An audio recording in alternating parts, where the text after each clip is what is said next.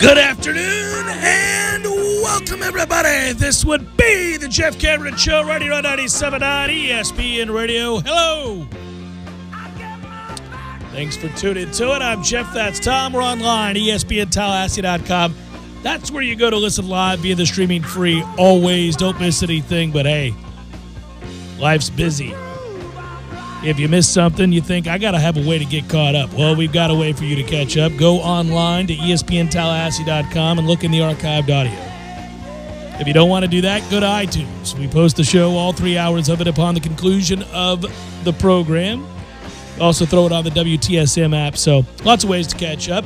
Hello, YouTubers. Hope this finds you doing well. I'm not going to do my normal railing against Valentine's Day as a stupid, made-up holiday like it is. But a lot of people feel a lot of stress today, Tom. A lot of people deal with the stress of having a significant other that takes Valentine's Day seriously. I'm not one of those people, luckily, but they exist.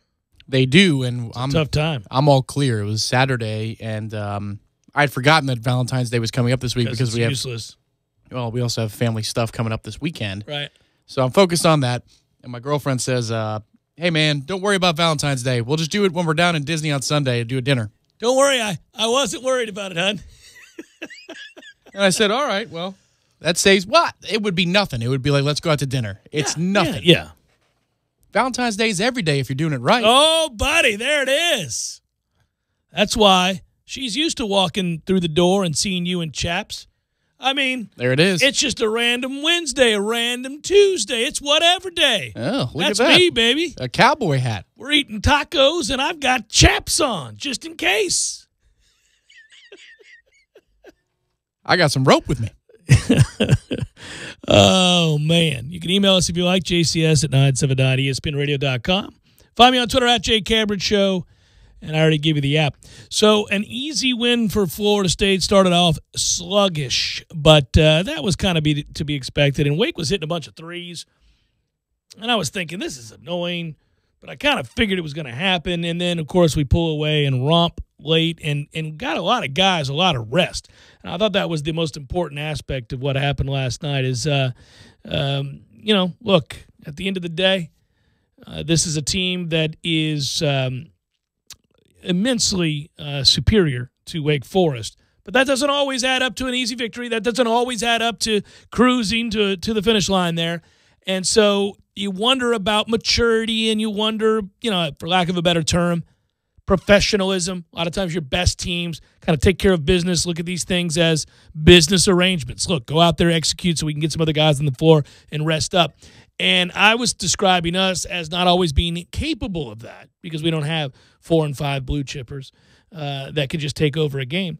But they did do that, Tom, and I, for one, am really overjoyed with the way they're playing right now because they're doing a lot of things really well. They've cut way down on turnovers for starters, and I think that's the big thing here as we continue to watch this team mature, guys get healthier, and the mentality now, you begin to see they feed off of one another. They feel very confident. And confidence is everything in sports. We talk about that a lot. But you're seeing now not just a player who's hot, not just a couple of guys carrying you for stretches at a time, but a team collectively that has kind of figured out who they are, playing really well together, taking turns, unselfish, but very, very confident. Yeah, you can see it in their eyes. You can see it in the way they interact on the bench when there's another group on the floor. They're together here, and that was something we heard in the non-conference portion of this schedule was this group likes each other. Kabengale didn't want to come in a game earlier this season because Kumaje was playing really well, and Leonard said, I don't care. You're going in. I'm the coach. I'm telling you you're going in. You're going in. But that's the selfless nature of this team in one moment, and you could see it last night when Wyatt Wilkes crams home like the 6th or 7th alley-oop or putback dunk of the second half, and the bench goes crazy. They had to be restrained. The official was the get-back coach. He said, all right, guys, I get it. I know you're excited. That putback was awesome. But the love and trust and belief, like Jimbo used to say, it's apparent when a team has it, and this team does. And I think that's what makes it better even when they're not operating at peak efficiency. Well, and they have great experience, too. So that helps to weather the storm when you go through stretches like they did at the beginning of conference play where they began the season 1-4. Now here they sit at 7-4 with a great opportunity on the road against Georgia Tech upcoming to go to get another win and go to 8-4, which provides you a margin of error, which you're not really accustomed to having in a conference of this strength. So it's exciting to watch. And I got to give it up to Chris Kumaji, who, listen, against teams that are equipped to handle his length and his height, he can be rendered ineffective at times, and it can be frustrating when we give him extended minutes. But there's never a time where I attack his work ethic or want to or, level of commitment or anything like that. He's a good kid who's worked hard to improve his game. He may be lacking in some areas, but he's a guy that, we've said over and over again, has some value. Certain matchups more valuable than others, obviously, and Wake, by virtue of giving up 9 dunks to him last night, really had no answers for him. And in games like that, it's not about the fact that Kumaji ends up having double-digit rebounds, a double-double for the game. It's not about the fact that my man goes 20 and 12 for the night, which is probably going to be, in all likelihood, the game that stands out on the ledger the day he walks away from here as that day. Hey, remember that time he went 20 and 12, and did all the things that he did last night? But what it does serve to do is allow for a lot of rest. And so Chris Kumaji, having that advantage and taking advantage of it, allowed for Cobb and Gelly to get an awful lot of rest last night. That was huge. When he has that advantage, he's the most efficient player on the court, and last night was no exception. Obviously, if you look 10 of 12. Right, he's 10 of 12 from the fields, yeah, and mostly dunks. When he gets all but one was gets that confidence going, you can see it, and he finishes with more flourish around the rim, if you will. There's more gusto to his game, and I think it's a back-to-back situation for him. He started out well last time we played Georgia Tech. I know their post player, his name escapes me now. It's been a few games, but 34 is pretty good, but he doesn't have the height. No. That Chris does. So can't match up, no. He might have a few opportunities early on in the post on Saturday night, but you're right. Outside of the Final Four curtain call he's going to have when he has 20 and 12 in the Final Four later this year, this is going to be the one that you look back on and say, man, he owned the evening. Yeah, and Florida State, as I alluded to, is turning the basketball over a lot less. Turned it over on just over 13% of their possessions last night, and a lot of those were at the very beginning of the game. So really the crux of the game, they didn't turn the ball over at all. And this is something that is improving. It's something that had to improve. And Florida State's offense has gotten to be much more efficient. Depending on the metric you want to look at, it's a top 30 offense in the country. You couple that with the fact that they already play really good defense and have been committed to it. Efficiency rankings really see them as a top 30 defense as well. So, Tom, if I tell you before a season begins that in any metric, let alone one that is commonly referred to by most analysts, not some off-the-wall, well, I don't even know what that means, Jeff. Not even one of, as a top 30 offense and top 30 defense with depth and experience, you're going to say, well, all right then, big shooter. Let's go play some ball because that's the kind of team that makes a run. Yeah, roll it out there and let's just go play this game. But to me, if you said that preseason that we would be top 30 defensively, I wouldn't have believed it with Obiagu departing. And that's the amazing thing here. He'd be top 10 if he was here. I mean, yes. Seriously. We would be a threat for the Final Four, and that's not overstating what we are. Because right now we're a Sweet 16 type team. I know that Gary Parrish would contend everybody's a Sweet 16 type team, but it wouldn't surprise you if we got through the first weekend of the tournament as currently constructed. But if you had Obiagu, especially in that first half, to set the tone, affect shots, and do all that he does, man, this team would have been something else. But that's okay. This team is great to watch, and they're all in together. Yeah, no, I'm enjoying what they are as constructed. And so with that, I celebrate each mounting victory and record-boosting win in the ACC. And, we were 20 of 31 in the second half. That's 64% from the field, 16 of 20 inside the arc. We had a 22-12 advantage on the glass, a 32-10 run in points in the paint, or advantage in points in the paint.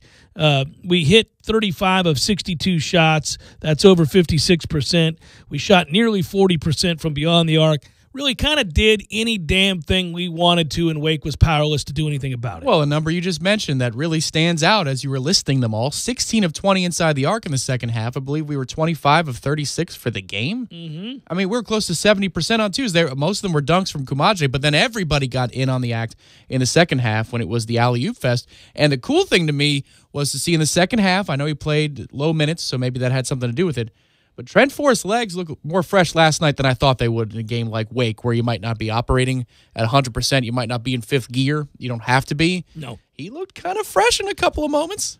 I like seeing Mann and Forrest and those guys at 26 and 25 and 20. The minutes were really decreased because they need that rest. And you're right, he looked a lot more explosive when he chose to turn it on. He had the one at the end of the shot clock where he got to the basket to lay it in and showed some explosiveness there. It was good to see Phil Kofer with 13 points last night. Again, a nice reminder of what he can bring to the table. So, now you win your home games as you're supposed to, and as we often do, and we go on the road for the next 3 games. This first one will be against Georgia Tech on Saturday at 2 o'clock. Good old Raycom, baby. Could be a little WTXL action here in Tallahassee. And then it's Tuesday against Clemson, 9 o'clock start time on ESPNU. And then Saturday, obviously a week from this Saturday, against North Carolina on CBS. So it's a tough stretch. I think statistically you would say that Florida State's probably, or if you just went by Vegas odds, Florida State should go 1-2 in that stretch. But, they're certainly capable of going 2-1. You can easily, well, I shouldn't say easily, nothing's easy on the road in the ACC. You could beat Georgia Tech and Clemson. Not likely going to beat North Carolina on the road. But I don't, we're the kind of program now, and we're the kind of team now, and we're playing the kind of basketball right now that doesn't allow for me to assume much of anything. You and I talked about the Syracuse road game and just the fact that they play that defense that they do with that zone, and you thought, well, we don't shoot the ball exceptionally well. We especially don't play well against the zone. But then I started to theorize maybe we'd be better away from the TLC double C and shoot the ball a little bit more freely with a little less pressure, and then it happened above and beyond what I thought would happen. So who knows? I'm done saying they're not going to win games. I'm done saying that they can't beat somebody or even that it's unlikely. I agree with you 100%, especially when I'm looking at the Little John next Tuesday. Very interesting set of circumstances for Clemson. Obviously, they lose down to Miami last night. That's right. The Miami Hurricanes basketball program has brutal. Notched another victory. Not what you do, Clemson. So their reward is they play Louisville this weekend on the road.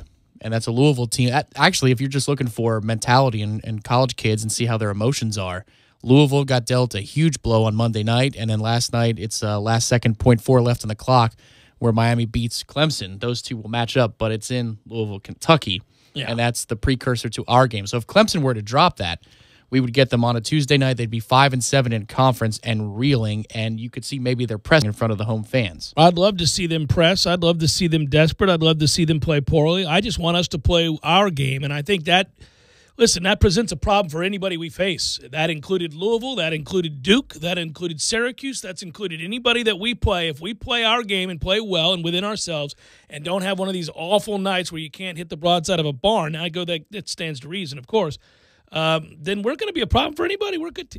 At the end of the day, I got the hiccups all of a sudden. Not good for a talk show hosting the opening segment. We're a real good team. It's just okay to say that, It's just it's so much so that dare I say, I take wins for granted these days. That's where we've arrived. That last night, that win happened, and I calmly went, choo-choo. All right, good job, boys. As if I expected nothing more. I thought we might be sloppy early, thought we might be, the game could be a little convoluted, might look ugly just because of, when it was, the games we've had previously, all that. And it started out that way, but by and large, we take control of the game second half. You're kind of like, oh, that's what we do. And it's a cool place to be. It's a cool place to be where you can say, all right, this is a team that is responsible enough, mature enough to take care of business. Speaking of the TLCCC, if you go to TLCCC.com, I think it'll take you to it's joined with Madso's page there, at Madison Social, that is, and you can get the TLCCC shirt if you want it to order it. It's good. We've been saying TLC for a long time. You guys have been clamoring for shirts for a real long time, and so the guys at Madison Social approached me and said, you want to do something? I said, well, why not? Let's give the people what they want. Let's give them some shirts. Let's give them some shirts. Now, the good news is this, guys, and a lot of you have asked about shirts over the years, and it really had to do with value, whether or not I could get you good shirts, whether or not, frankly, it would even be profitable for us to do it. Is it something that how much time it would take? Yeah. Like, there's a lot of stuff that you have to consider when you do this. But this is our first journey. We've done some show shirts, obviously, over the years. Our friends at Full Press Apparel have been great, and they're doing these shirts too. But you know what? Joining a partnership here and a team like this, we're able to do it, and both of us are able to make it happen. So go to tlcwc.com or go to the Madison social page. You'll see the shirt. It's awesome. It's got a little logo on the back there, and it's just a classic TLCWC. I didn't really think we'd ever have that shirt, so we do now. And if you want one, they're comfortable. They look cool, more importantly. Use promo code Jeff, and Jeff will pay for it himself. That's just not true. I'm going to need you all to pay for the shirt. Go ahead. There's only so much I can do for you. I can't pay for your shirts That's as well. not a real promo code? No, Did I get not. erroneous copy over here? That's correct. There's none of that. So go to the website and get the shirt, tlcwc.com. It should redirect you. Boom, you go there, and you can order the shirt. Get 50 of them. I think you probably want to buy 50. I mean, 50 people that want that shirt. The entire tuck. We should have the TLCWC, all of us. Well, 50. Such an obscure bite, but there was the opening. It's our opportunity. All right, let's roll on Big River. Jeff Cameron Show, 97.9 ESPN Radio.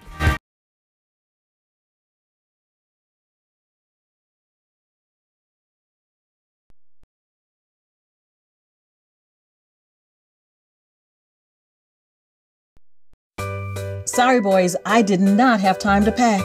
We got this. It's right here, guys. We got this. I thought I could handle it. We got this. Moving doesn't have to be a hassle. Call us first at 2 Men and a Truck. No matter the move, home or business, we'll make it a smooth one. I forgot something. We got this.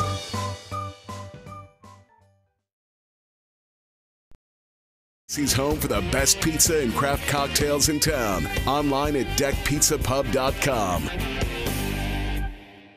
I give to you easy laundry service from my friends at Wash Around the Clock. Oh, buddy, this is a game changer. If you're like me, your life is hectic. Between work, school, your kids' sporting events and activities, well, it leaves you precious little time to kick back and take a load off.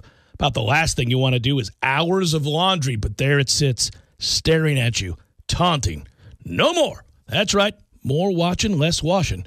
Save hours of valuable time when you sign up not doing laundry with easy laundry service from Wash Around the Clock. Whether it's dry cleaning or just plain laundry, Wash Around the Clock's easy laundry service will pick up and deliver at your home or office. So sign up for free today at easylaundry.net, or you can give them a call, 850-597-9007. Again, sign up today at easylaundry.net. Oh, and by the way, I got you. Use promo code JCS20 and save 20%. That's promo code JCS20. You're saving 20% on your first order. That's easylaundry.net from Wash Around the Clock. Live life. Head on. Take every shot. And when it comes to tax season, go for the win with Liberty Tax. Because while you do life, we do taxes. Bounce into a Liberty Tax by February 16th and we'll give you $50 cash for filing with us. Send in a friend, and when they complete their return, we'll give you another $50. Stop by today or visit libertytax.com. Liberty Tax. You do life, we do taxes. Located at 2210 North Monroe Street next to Chick-fil-A. Call 597-8248. Hi, this is Gene Deckeroff for Tallahassee Dodge, Chrysler, Jeep, Ram, Fiat. 2019 is here, and we've got to get rid of all the remaining 2018s. And the only way to do that is to offer employee pricing on over 50 Jeep Wranglers in stock. We've never been able to offer such unbelievable prices on Jeep Wranglers, and with over 50 in stock, they all must go. Buy one for as low as $29,900 or save up to $5,600 on in-stock vehicles. The all-new 2019 Ram 1500 is Motor Trend Truck of the Year, and it's breaking all kinds of records. We have over 80 Ram 1500s in stock with up to $11,000 off MSRP. You can't go wrong. Motor Trend Truck of the Year and up to $11,000 off MSRP. It's the deal of the year. There's only one place to go. Tallahassee Dodge, Chrysler, Jeep, Ram, Fiat on the corner of West Tennessee and Capitol Circle. We're right on the corner and always right on the price. Or visit us on the web at TallahasseeDCJ.com. Dealer retains all rebates and incentives plus tax, tag, and dealer fee. Hi, welcome to this Subway ad for our all-new Ultimate Cheesy Garlic Bread. How would you like it? I'll take the Ultimate Bromance. Extra broy? Yeah, definitely. Bro, this ultimate spicy Italian made with ultimate cheesy garlic bread? I know, bro. So much melted mozzarella. And this garlic butter spread, I can't take it, bro. You know what this calls for. Bro hug? It's like we share the same brain, bro. Bring it in. Subway, make it what you want. Limited time only at participating restaurants. Ricardo's Restaurant at 1950 Thomasville Road in Benton Place has over 25 delicious Italian entrees. You need to treat yourself and experience our secret dough recipe made in-house daily that we use in our incredible pizzas, subs, calzones, and garlic breads and more. And local craft beer, including local beers on tap. German night specials on Thursday, serving both lunch and dinner, dine-in, carry-out, or catering. See more at ricardostally.com. I'm John Acevedo, the owner of Ricardo's Restaurant, from our family to yours since 1999. Valentine's Day is right around the corner. The question is, what gift are you getting for the one you love? We get it. It's not easy. Love is a dangerous game. Thankfully, though, guaranteed wins exist at Hellsberg Diamonds. Right now, save $400 on the half-carat total weight diamond heart pendant, only $299.99. This Thursday, February 14th, show Cupid who's boss. Be the hero on Valentine's Day and give a gift from Hellsberg Diamonds.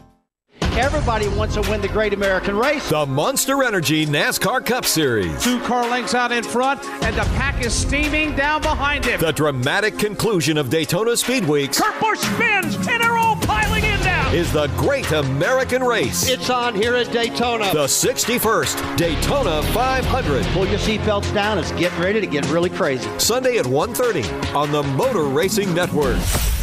The Daytona 500 on 97.9 ESPN Radio. Brought to you by Tasty Pastry Bakery of Tallahassee. You're listening to The Jeff Cameron Show on 97.9 ESPN Radio.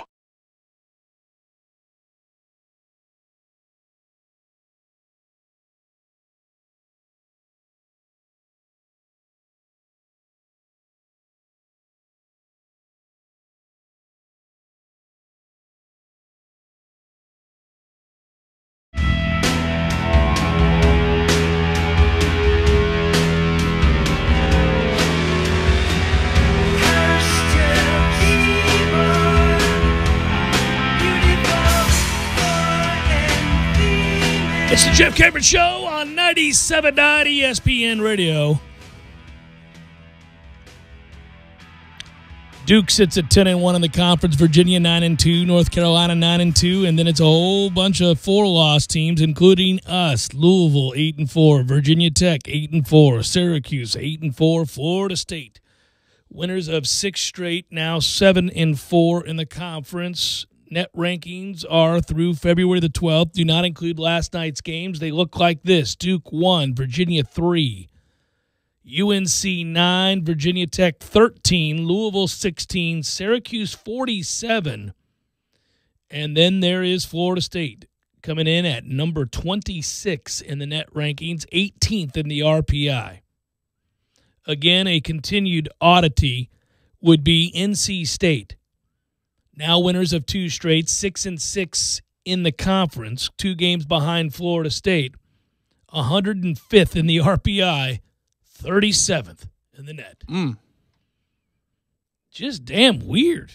There's no other example that is so overwhelmingly glaring. You get a 54 and a 39, you get a 134 and a 99. That's kind of out there, but 105 and 37. These two systems do not agree. Yes, we are not in consensus here. here. We do not agree, man. Tomorrow is my Mike Martin Jr. long-form interview. Did that today. Look forward to you guys being able to hear it. A lot was revealed about the starting lineup and the kids we can be excited about and what this team's going to look like, both in the field and out of the bullpen, rotation, all that good stuff. By the way, the ACC has placed at least one team in the College World Series for 13 consecutive years. At least 6 teams in the NCAA tournament each of the last 15 years. They've had 75 conference players be selected in each of the past 2 Major League Baseball drafts. 9 different ACC teams have been ranked in at least one major poll to start this year. And so you now see the fight that is this conference. And, of course, we're the 2-time defending conference champions, tournament champions, and that's how they yeah. And so I brought up something, Tom. I don't know if you're gonna be traveling the next morning. I don't know if you're leaving late Friday night after the game. I know you're gonna be over there at the ballpark with me as we play the interview with Martin. But I'm sure you saw this. But it's a pretty cool thing that I'd like us to be a part of, meaning Florida State, but the MLB4 is a collegiate baseball tournament that features Vanderbilt, Virginia. Vanderbilt's the number 1 ranked team in the country, consensus pretty much across the board there.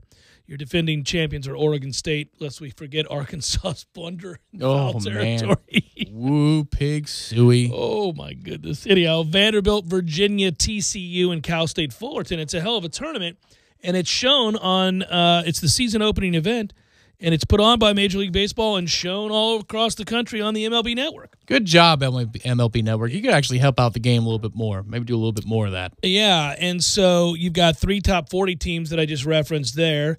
Cal State Fullerton, who is ranked in some of the preseason top 25. So that Friday night game is between Vandy and Virginia, and that's a war, obviously, and it's the one that's going to be televised on MLB Network. And again, you got a chance to see these 3 teams basically in a round robin against Vandy, which I'm very excited to see. And every team, including us, of course, all have question marks coming into the season, but good national showcase for college baseball and the ACC. And so, there was a time Florida State certainly had no problem rolling out to Stanford, rolling out to Arizona State, also welcoming those type teams, I should say, into Dick Howser Stadium, Mike Martin Field to start a year. I'd like to see it happen again. I know money is a big issue. You gotta open up the gates and make your money and play a home series. But nothing wrong with playing a home and home with, say, I don't know, LSU to start a season. Yeah, it feels like we're not afraid to do that when we pick up some games. If we lose a couple to rain or weather, we picked up a 2-gamer with Texas Tech a few years back. I remember that one. Mm-hmm. We added a North Carolina game before the ACC tournament. And that game, I think that was one of those Jameis teams, so it's been a few years there.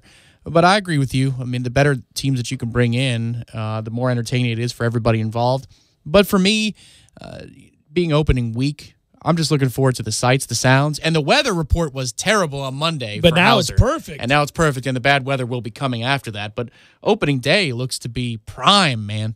Well, every year I'm just reminded how fortunate we are. We're talking about Martin's 40th year here, but really to me it's how fortunate we are to live in a community and talk about and cover a university that does care deeply about college baseball. It's not something that is embraced and is passionately debated and cheered for and talked about in a lot of communities. Even some big-time Power 5 programs are just indifferent about the sport.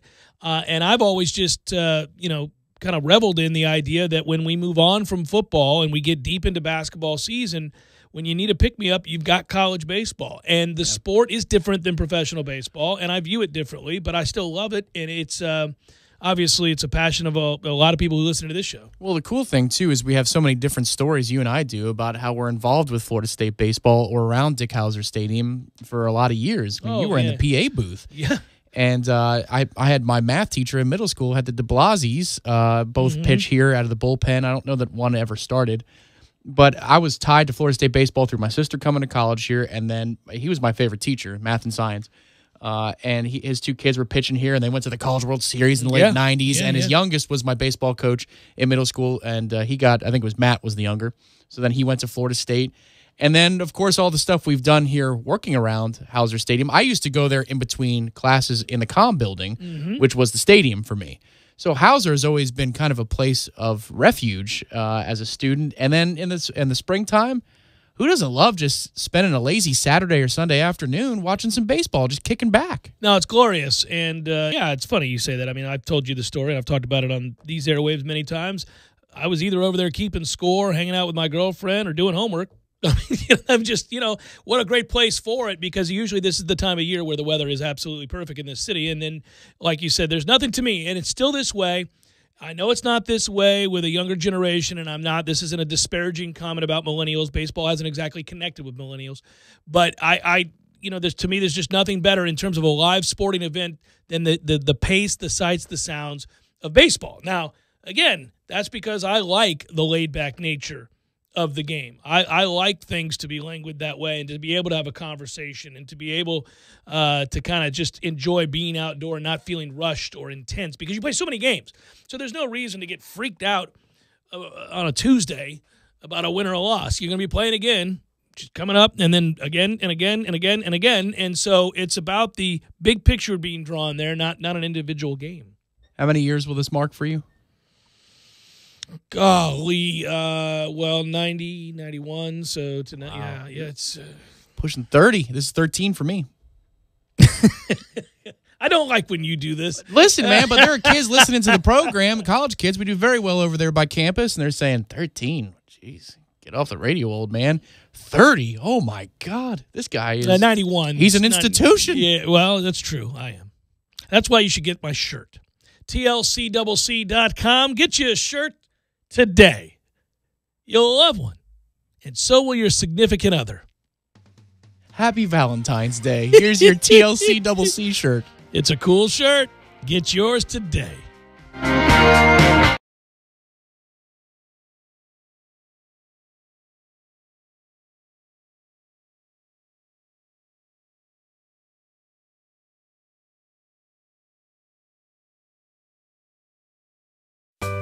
Sorry, boys, I did not have time to pack. We got this. It's right here, guys. We got this. I thought I could handle it. We got this.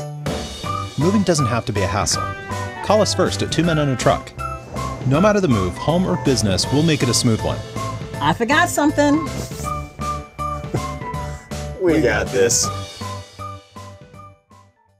Perhaps too, Metro Deli is the spot for you. Oh yeah, Metro Deli. And hey, don't throw stones from my deck. That's not cool. Someone might get hurt. The Guardian Ad Litem program is seeking volunteers to help children in our community who have experienced abuse and neglect. Volunteer child advocates will be assigned to children in the child welfare system. Our volunteers meet with the children regularly, gather information from teachers, therapists, and physicians to identify any needs that they might have, and attend court hearings to advocate for the child. Over the past year, the program has seen an influx in the number of children being brought into care. The goal is for every child to have a guardian ad litem, to feel support, and to be heard. The program is in particular need of men. So, if there are any males out there who love children and want to help, please reach out. Committing 8 to 10 hours a month will make all the difference in the life of a child. For more information or how to learn how to get involved, please visit www.gal2.org. That's www.gal2.org. Or contact Taylor Taschel at 850-606-1213. At Hardee's, we grew up. We stopped sleeping with our handmade nightlights and pacifiers. But there was one childhood classic we couldn't kick, the grilled cheese. So we made our grilled cheese grow up into a handsome bacon thick burger. Freshly toasted sourdough, melted Swiss, and American cheese with crispy applewood smoked bacon on 100% Black Angus beef. The grilled cheese bacon thick burger. Only available for a limited time because it's so grown up and it's very busy and has very little work-life balance. Hardee's because it tastes better. Available now for a limited time at participating Hardee's restaurants. After 40 years as Florida State Baseball's head coach, Mike Martin Sr. is making this his final season. Join all of us here at Garnet and Gold as we celebrate the farewell tour for the winningest coach in college baseball history with limited edition commemorative baseballs, t-shirts, and caps in stock right now. And while you're here, check out Nike's hot new line of FSU baseball jerseys, tees, and ball caps. Garnet and Gold with 3 locations, West Pensacola Street, Collard, and Governor Square Boulevard. If you're a Seminole, we're your store. Shop local and go Noles. Did you know that 75% of high school seniors are accepted to their first choice college, but only about 50% of their parents can afford to send them? We have a plan for that. With a Florida prepaid college plan, you can start saving for as little as $47 a month. We offer a variety of affordable, flexible college plans to fit your budget and saving style. And you will never lose your investment because prepaid plans are guaranteed by the state of Florida. Enroll today at myfloridaprepaid.com because starting is believing. Want better gas mileage and a longer-lasting engine? Change your oil every 3 months or 3,000 miles, whichever comes first. You know that sticker on your windshield? Don't look at it now. Wait until the next red light. Okay, check the number on your sticker. Then check your odometer. Is it time? There are 19 Tallahassee area Super Lube locations, which means there's one close to you right now. No appointments, and you're in and out in no time. You can do this today. Super Lube, for better gas mileage and a longer-lasting engine. How I love to Super Lube my car. Yes, sir. Want to know what power feels like? Come get behind the wheel of an all-new, completely redesigned 2019 Silverado 1500 from Dale Earnhardt Jr. Chevy. Shop over 100 in stock today. Find new roads at Dale Earnhardt Jr. Chevrolet and at DaleJrChevy.com.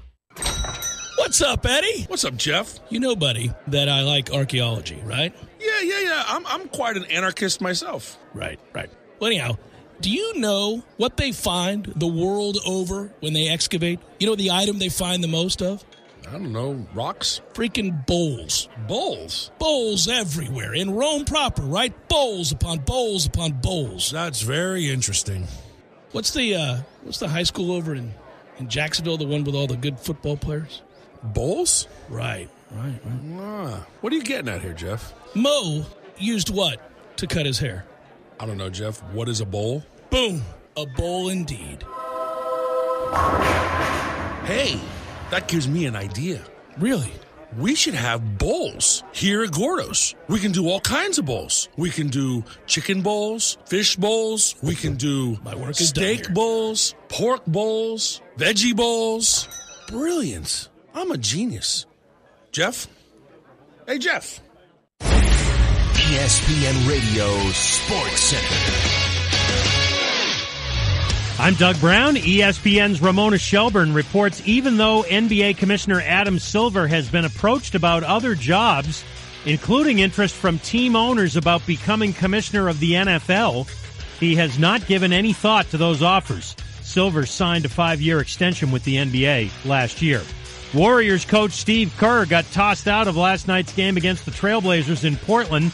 Kerr reacted angrily after a foul called on Draymond Green was upgraded to a flagrant foul. I was just shocked that was called a flagrant foul, and I'm not sure how it's determined. I don't remember if it's determined in New York or if it's the officials on the floor, but that was head-scratching. That could be called a flagrant foul. I mean, the guy's going to go in for a dunk. You got to make sure he doesn't dunk it. So I told Kenny that I beg to differ. Kerr was animated in his reaction to that call, slamming a clipboard to the floor.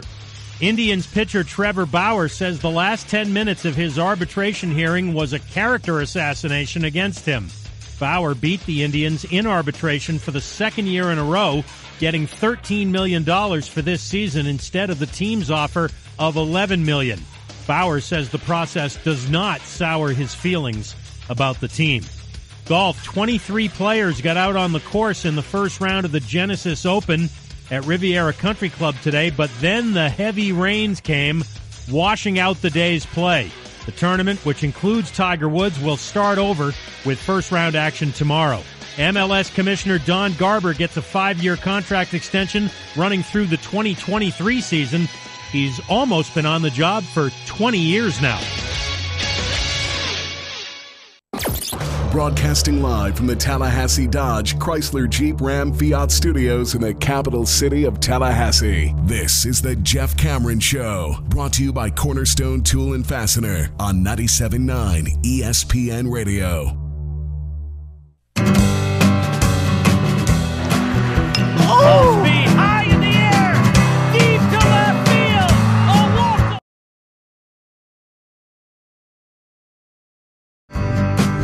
Some birds just sit. What possessed you? Putting it to bed. It's the last one. New season starts tomorrow.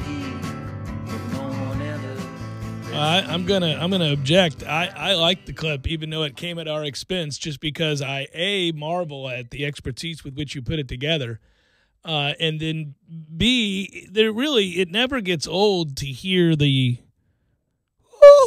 little sweet reaction to anything. Full speed, high in the air. Because we can all relate to it. We've all been on the wrong end of a yes, moment. because that reaction, that sound is how long it takes to see the ball off the bat before they cut to the batter's eye camera. Right. And you don't need the batter's eye camera if it's really been tanked. No, but as soon as it's hit, I mean, you know what it makes me think of? Not the disappointment of that moment, which, oh, by the way, we were counting down to when the decision to roll his ass back out there was made, okay? Everybody there knew what was about to take place. That said, that reminds me of how many games during a regular season you're watching your team blow a late inning lead, and that is the defining moment that it happens. Mm-hmm. And that I'll tell you what I picture. I picture me or somebody like me, meaning you or other dear friends that love the game and are bothering to stay up for 9 innings of baseball because we picked the night to be invested. And that moment it's unraveling. The leadoff walk, the famed, ubiquitous, as we've talked about before, telltale signs, right? Yeah. These little things, whatever they are. When you bring in a closer in a non-save situation, how many times? Sure. I mean, I'll text you in the 7th in a game you don't care about just so you can roll your eyes at me and go, we just brought in Vasquez in a non-save situation. Here it comes. And then what do you wait for? 20 minutes later, bzz, bzz. There it is. Look at it. Told you. You know what that reminds me of? I think I got my cameras backwards, too. The batter's eye is what we see when they're pitching. It's okay. I knew what you meant. And then there's the spring training camera that I like to call it because you know how in spring training highlights on SportsCenter back in the day, you'd get the one way above home plate, but it was always through the net. Right. And that's the only thing you got on SportsCenter growing up in the springtime for clips of spring training baseball. But what I used to love was MLB at bat. When I was trying to watch the Mets in the background, and you would get the notifications during the broadcast. Oh, that would piss you off. And it'd be like bases loaded. That's not for an out. That's not for an out. And I would just look away. I just like, oh, I'm sorry. They don't give you a notification that's a double play, and they're out of the thread is over. I'm so sorry, Tom. So I got MLB TV on.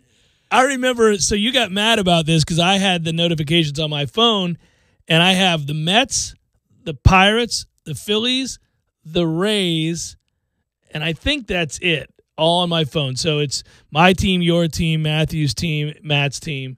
I don't think I have anybody else's team. Oh, the Marlins were on there too. Mm-hmm. So I had the Marlins, and so anyhow, those are all my closest friends' teams or teams that I care about. And it was forever buzzing.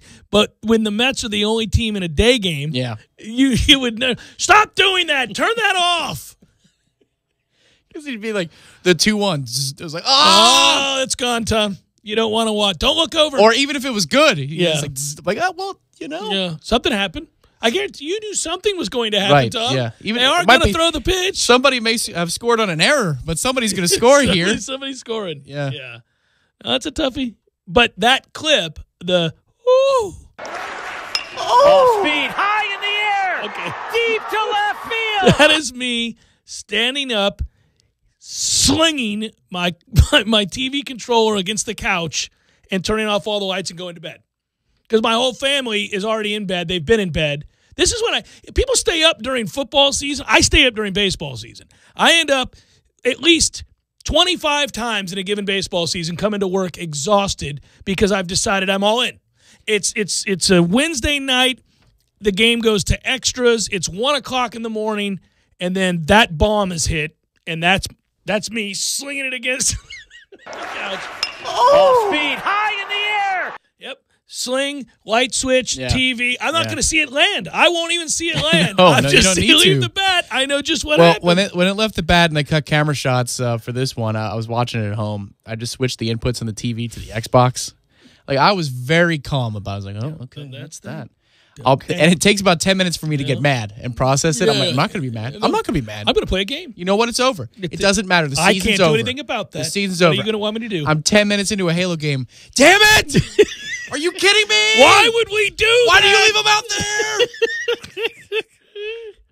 there? Yeah, no, you can't. It keeps coming back. It's talking to you. It's whispering. It's like, that's a tough loss, Tom. That's a very tough loss. It's whatever voice would like really annoy you. Grate on you. It could be shrill or it could be bassy. Yes. Boy, that is a tough one to take. Come on, man. I got the sniper over here. No, I got the sniper. I don't need this. I'm scoped up with the sniper, man. I don't need to think about this. Don't want to deal with this nonsense at all. At Jay Cameron Show is the potential, writes Ryan, of having a healthy Landon Dickerson better than not having him at all, as Tom makes the portal sound. Landon Dickerson has put his name into the transfer portal. Thank you. And in doing so, everybody is freaking out. I don't know. Look, a healthy Landon Dickerson has ceased to exist a long time ago. So when that happens, you get a glimpse. It's like Loch Ness. Could that dude come out the other side of the portal? Like, that would be so cool. From the portal, it's like, here's different dimension Landon, who is A-okay. Yeah. Listen, that kid's a tough kid and a good guard when he plays guard and when he plays at all. But it's very rare either happens. So you don't know that you could depend on him. I'd like him to play and be healthy. A, for him, and B, for us. I would like to see that. Actually, I have that in reverse. I'm selfish. For us, and then for him. Now, there's honesty. Yeah, that is. But so here's the thing about that. He's had a ton of procedures done. I don't wish that on anybody. Well, on very few people. But it's one of those things where I don't know what he's going to be. I don't know that he's going to be able to play for us. And so I'm not going to lose sleep over this. Look, there's one thing that is true. Willie Taggart is now doing something he should have done, in my opinion, when he got here, which is get fed up enough to say, you don't want to be here, don't be here. All of you, we're having meetings. If you're not part of what we're doing moving forward and you don't believe in us, take it on down the road, big shooter. Best of luck. Because I can't deal with this. I've already tried to placate. I tried to be all things to all people once before, and I got burnt. And I think he was late to the game in realizing that. I think he got played by some people, in particular a selfish quarterback named DeAndre Francois. I think that there were a lot of things going on last year in addition to... That really narrows it down on the roster. Yeah. I think I know who he's talking about. So a lot of that stuff you need to, move on. And I'm not saying Landon's selfish at all. I'm not. But he hasn't been reliable. And that's not, and again, you might say, oh, well, that's unfair. No, it's not unfair. I mean, I need you to be there. I need to know that you're going to play. And you haven't been able to play really at all, here and there. And when you play, we go, you're good, which you are, but you're never there. So if you don't want to be here, best of luck to you. I hope you get healthy, and I hope you're able to make it wherever you go. But that's that, man. Yeah, the hard part here is, 3-4 weeks ago, he thought, all right, it's a really good sign that he's hosting Plumlee on an official visit and talking up the university, because that means that he's invested. There were some questions, rumors around town last fall that when he got hurt this time around and there was a complication and that was holding him back, that may be it. Those were the rumors for a couple of weeks. I think it was back in September or October, whenever it first happened. And you were wondering, all right, what is the state of Landon Dickerson? He comes back for the Louisville game, plays once, and then that's the end of it. Does he even want to play football anymore after going through all of this stuff? And then when you host somebody, they come visit campus, and you're trying to pitch the university, you think, well, this dude's invested. So this is a complete 180 from at least what that would indicate. We just don't know, though. I mean, I've also warned everybody about this the best I can as I try to figure it out as well. I no longer am of the mindset. I know this sounds crazy, but I'm not so sure that people, put their name in the transfer portal are hell-bent on transferring. I think they just want to hear. They want to be loved. They want to be known. They want somebody to tell them that they're loved. They want to hear from other people letting them know, we like you. Will you be my Valentine? That's right. We think very highly of you. I don't know what they think of you there, but we like you. They want to hear that. These kids, man. And so I kind of feel like that's kind of going on here. I don't know with him, but you're teasing my heart, Landon Dickerson. I know. We need you. Yeah. We need you at Mississippi State. They want to be wanted, man. And they want to be told that they're wanted. They want to feel like there are other opportunities. Hey, you know what? It's not working out for me here.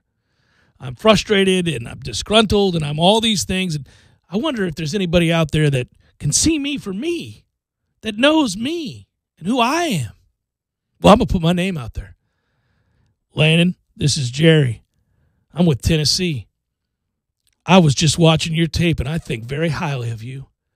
Well, thank you, Jerry. I appreciate that call. I don't know. There's just a lot of this going on, man. It's LinkedIn. It's LinkedIn for college football players.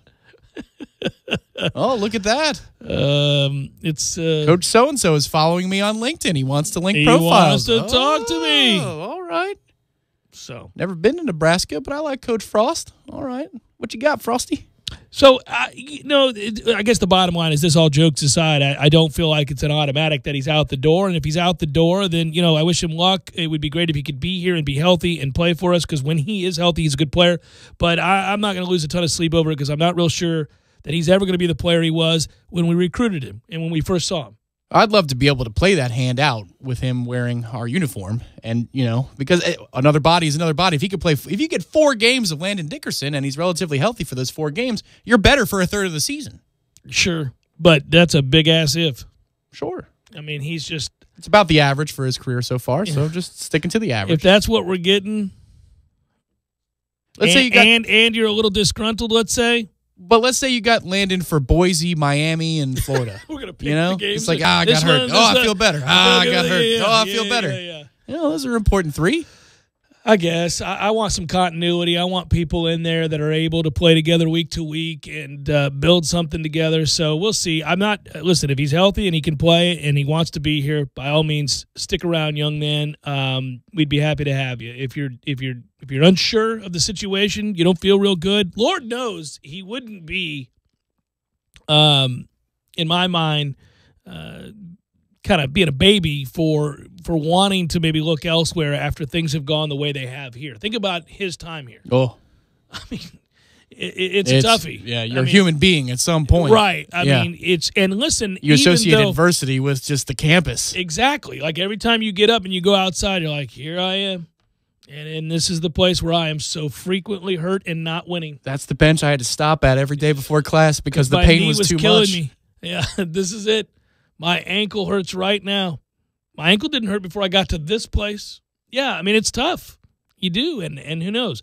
But we'll find out. And a lot of people have emailed about that today. Like, what's the deal with Landon Dickerson? I don't know. And I don't think anybody does. It's funny when you call around about that stuff, and people are still figuring out what is protocol. Like, what can you talk about? What can't you talk about? What's fair? What's not fair?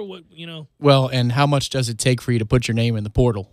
Like, how disgruntled do you have to be? Or like you're talking about, are you just curious? You're like, all right. You can do it. Mm-hmm. You don't have to. And there are different levels. I've talked about that before. You can put in there, and I'm not giving you the official word for word the way these things work, but you can set it up to be contacted open-ended. They can reach you via text. They can reach you on the phone. They can email you. They can, or it could be very, you go through this person, leave a message. Any Tinder profile. Does not matter. Just hit me up. HMU, hit me up. It is Valentine's Day, and I imagine Tinder is very busy. But I have never, this is a true story, I've never been on Tinder, Tom. What is it? I've not. You have not either? No, I can offer you no insight whatsoever. I bet you Matthew's on Tinder all the time. We should check into it. I just want to. He's a Casanova back there. I just want to know: is it just? He's always sending emojis, and then he's like, "Oh, don't look at my emojis. These are private emojis I'm sending." On Tinder? No, I don't know. Oh, I thought he's creeping around on Tinder sending people emojis. Is that a thing? This guy's got his emoji game going. I like a guy who knows how to emoji. I'm going to say yes. Swipe to the right. Which way do you swipe? I don't know. I've never done it. How many places like that are there? How many like those types of apps? Oh, for everything that anybody could ever want. I think there's an app. Is there an app? Like whatever preference you have, man. I was gonna say, like, what if you're Freaky Deaky? Is there? Hey, welcome to Freaky Deaky. I'm sure there is. All right, hello, Freaky Deaky. I'm here. There's an app for it. Oh yeah. Hour number 2. Stay with us.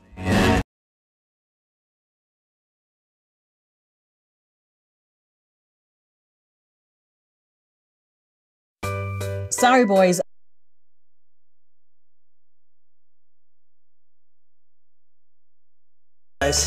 We got this. I thought I could handle it. We got this.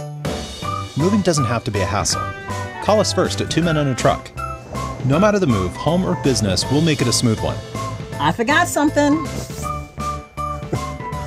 We got this. At deckpizzapub.com. Hey, sports fans, who's on your Mount Rushmore of baseball? I'm going with Ruth, Cobb, Aaron, and Mantle. Football, I've got Bradshaw, Peyton, Montana, and Brady. In basketball, Jabbar, Jordan, Bird, and LeBron. This debate could go on and on, but when it comes to the Mount Rushmore of personal injury law in Tallahassee, the choice is clear. Fonville, Lewis, Messer, McConaughey. Recently voted Tallahassee's best law firm, so avoid the underdog and go with the favorite, Fonville, Lewis, Messer, McConaughey. Have you ever noticed when you report an accident or a claim to an insurance company, they are very eager to get you to one of their approved body shops. They say that they guarantee the shops work, but what they're really saying is the shop works for them, not the customer. So choose a shop that is working for and looking out for you, someone you trust. It's your choice. Lisa's Paint and Body. License number MP46050. At Hardee's, we grew up. We stopped sleeping with our handmade nightlights and pacifiers. But there was one childhood classic we couldn't kick, the grilled cheese. So we made our grilled cheese grow up into a handsome bacon thick burger. Freshly toasted sourdough, melted Swiss, and American cheese with crispy applewood smoked bacon on 100% Black Angus beef. The grilled cheese bacon thick burger. Only available for a limited time because it's so grown up and it's very busy and has very little work-life balance. Hardee's because it tastes better. Available now for a limited time at participating Hardee's restaurants. Want better gas mileage and a longer lasting engine? Change your oil every 3 months or 3,000 miles, whichever comes first. You know that sticker on your windshield? Don't look at it now. Wait until the next red light. Okay, check the number on your sticker. Then check your odometer. Is it time? There are 19 Tallahassee area Super Lube locations, which means there's one close to you right now. No appointments, and you're in and out in no time. You can do this today. Super Lube, for better gas mileage and a longer lasting engine. How I love to super lube my car, yes sir. Hendrick. Want to know what power feels like? Come get behind the wheel of an all-new, completely redesigned 2019 Silverado 1500 from Dale Earnhardt Jr. Chevy. So hurry in to shop our huge selection, over 100 in stock, at Tallahassee's Chevy Truck Headquarters, Dale Earnhardt Jr. Chevy on West Tennessee or DaleJr.Chevy.com. Find new roads. Dale Earnhardt Jr. Chevrolet, Tallahassee's hometown Chevy dealer. Are you ready to experience an awesome fishing expedition? Sea Quarters Marina is home to several great charter services. All charters are customized based upon the types of fishing opportunities available and the type of fishing the customer requests. The Northwest Gulf Coast offers a variety of different angling adventures thanks to unspoiled back county islands and crystal clear flats. For more information regarding charters, call Sea Quarters Marina at 697-8400 or online at seaquartersmarina.com. Everybody wants to win the Great American Race. The Monster Energy NASCAR Cup Series. 2 car lengths out in front, and the pack is steaming down behind him. The dramatic conclusion of Daytona Speed Weeks. Kurt Busch spins, and they're all piling in now. Is the Great American Race. It's on here at Daytona. The 61st Daytona 500. Pull your seatbelts down. It's getting ready to get really crazy. Sunday at 1:30 on the Motor Racing Network.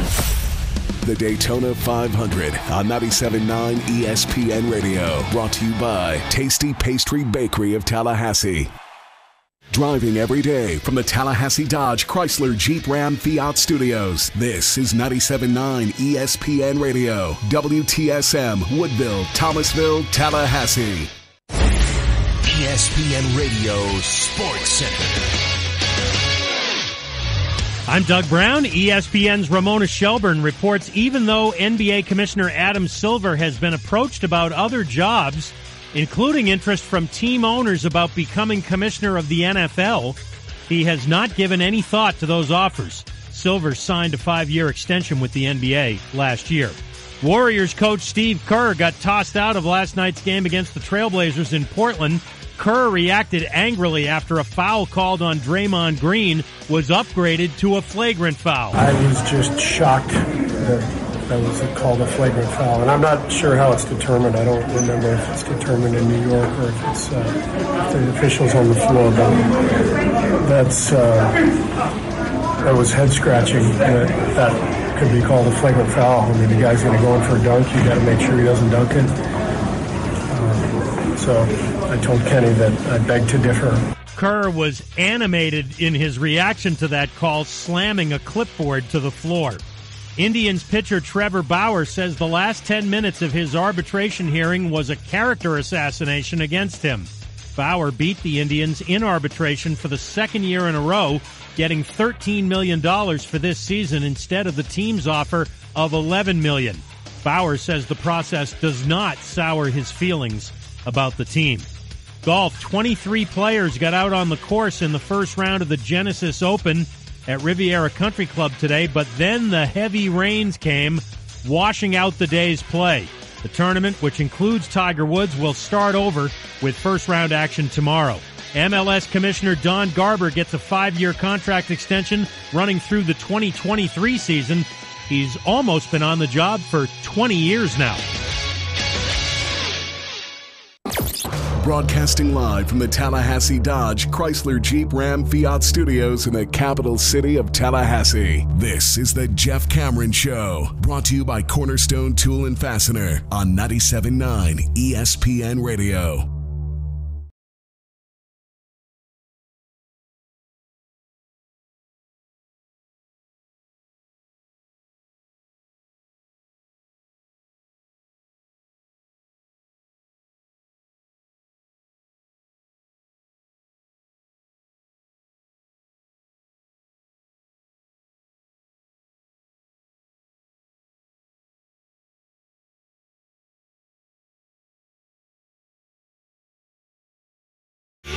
Hour number 2, Jeff Cameron Show, 97.9 ESPN Radio. Hello.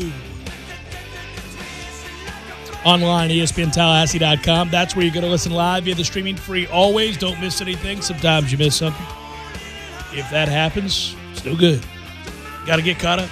All 3 hours posted upon the conclusion there on iTunes and our own audio vault. That's how you do it. That's how you get caught up. Email us if you want, jcs@979espnradio.com. Find me on Twitter @Jay Cameron Show. Hello, YouTubers. Hope you're well. Hello, Periscopers, if you're following the 979 ESPN Radio Twitter feed. Florida State, winners of 6 straight in the ACC, 7-4 in conference now.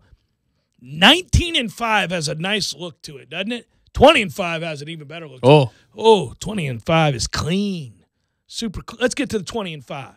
They're winning damn near 80% of their games. Let's get to 20-5. Well, all the time, you saw LSU's tip in against Kentucky. I mean, every day it seems like we look up and there's another win that helps Florida State, at least with the schedule department, and makes you look back and realize how significant the non-conference was and just how well they've played since getting off to the sluggish start in the ACC. I mean, when you win 6 straight in the ACC, it's seldom seen. I mean, right now Duke's on an 8-game win streak. The next closest streak is 2 after our 6, and that's NC State. So it's hard to do. Yeah, with Clemson dropping a heartbreaker to Miami. To your point, you just really, as much as you want to laugh at Miami, and we do, and as we should. Well, yeah, they're 3-9. We should. You can't sleep on a road game in the ACC, and that's why losses to Boston College and Pitt happen. And the good thing for us is if you look in the net rankings, and what are we today, 26, 27, something like that? 26th is correct. Okay, so we're 26, and that's with losses on the road to BC and Pitt. That's how good we've been. That's how good the resume is. Yeah, last night's win was not included in the latest net, so we'll find out what we are. It may have hurt us. Who knows? Doubtful. In the RPI, it would. Yeah, just keep winning games, and everything will take care of itself. There is a cluster after you get through that top 3. You get a 2-game gap between the top 3 and the cluster of teams that have 4 losses, but we're amongst those teams now for 4th place that are battling. And, of course, we have the head-to-head against Syracuse and the head-to-head against Louisville. And so you've put yourself in a nice position. And why do you want that? Well, not only do you want to win as many games and finish as high up in conference as possible, but you get the double bye in the ACC tournament if you're a top 4 team. So what we're vying for now matters. And FSU is again, one of the 4 teams with 4 losses, along with Virginia Tech, Louisville, and Syracuse, as I just noted. And then there's a 2-gap separation in the loss column with other teams. You get down to bubble teams like NC State and Clemson. Hokies, Cards, Orange, multiple games remaining against the top 3. We only have 1 game remaining against a top 3 opponent in the conference, and that's North Carolina on February the 23rd. So you would think that we're on track to perhaps garner that 4 seed, but you have to find a way, obviously, to maybe get another win on the road this week against or this weekend against Georgia Tech, and then you have to find a way to go beat some bubble teams there, and Clemson being one of them on the road. Well, odd schedule for Syracuse. They're off until the 20th when they play Louisville, and then they play Duke after that, and then they play North Carolina after that, and then they're on the road at Wake, and then they play Virginia at home, and then Clemson on the road. So you like your chances of passing them if you take care of business. With Louisville, the schedule is Clemson at home this weekend. Then they're on the road at Syracuse, the aforementioned head-to-head matchup. Then they play UVA in Kentucky. Then they travel to BC, host Notre Dame, and travel out to play Virginia to close the season. So all you need to do is catch one game here on Louisville before the season is over. And Virginia Tech is, I believe, our last home game here. So that one is Tuesday in March. So the first or second week of March. The 5th. I think that's right. I think that's right. So, but you get them here and a chance to have the tiebreaker in that particular situation. So as long as you take care of business against Georgia Tech this weekend, Notre Dame, and then Wake Forest at the end of the season, you're in pretty good shape at staring at 10 or 11 wins without a major upset of anybody else. Yeah, well, and remember the talking point for us was 1-4 was, are we going to make it to the dance? Or are we going to find a way to climb back to get to 500? Now at that time, you had seen some ugly losses. You had the heartbreaker to Duke, and you were buoyed by that even. But when they turned around and subsequently lost, obviously, to Pitt and BC, you thought, well, now I don't know. Now I don't know where this is headed. Are we off the tracks? You remember at that time I said they're in a dangerous position. I'd pulled out the red button, not to mash it, but to note its existence, to take a look at it, to know where it was. And some people thought I was overreacting. I said, look, I'm not saying the season's over. I'm not saying they can't battle back. They can. But when health is the major question, and it's on the heels of back-to-back losses against crappy teams, let's just say it, then all of a sudden you begin to have real concerns about what's possible because the league is brutal.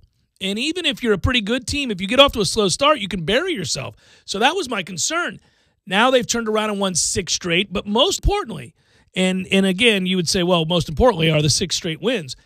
Yes and no. You got to win games. We know that. I got you. If you're just going to go by W's and L's, yeah, it's important because you want to make the postseason. But if you've got your sights set on something a little bit more grand, if you think that you can be a top 5 team in the league and maybe make another run like the team did a year ago, you needed to see signs that the key players, the key leaders of this group, were getting healthier.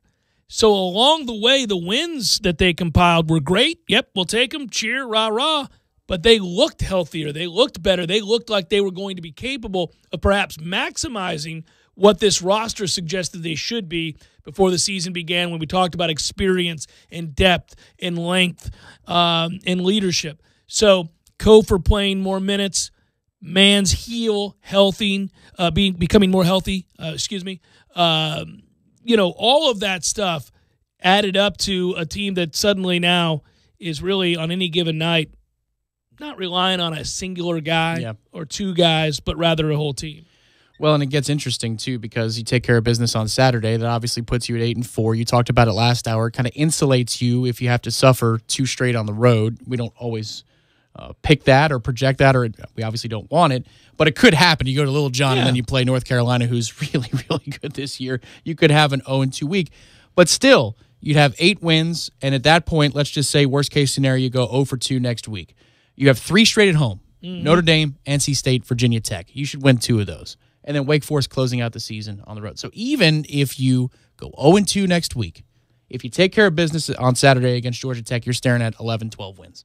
Even then, that's the cushion we've built for ourselves after putting ourselves squarely behind the 8 ball at 1-4, where you think, well, we just got to get to 9.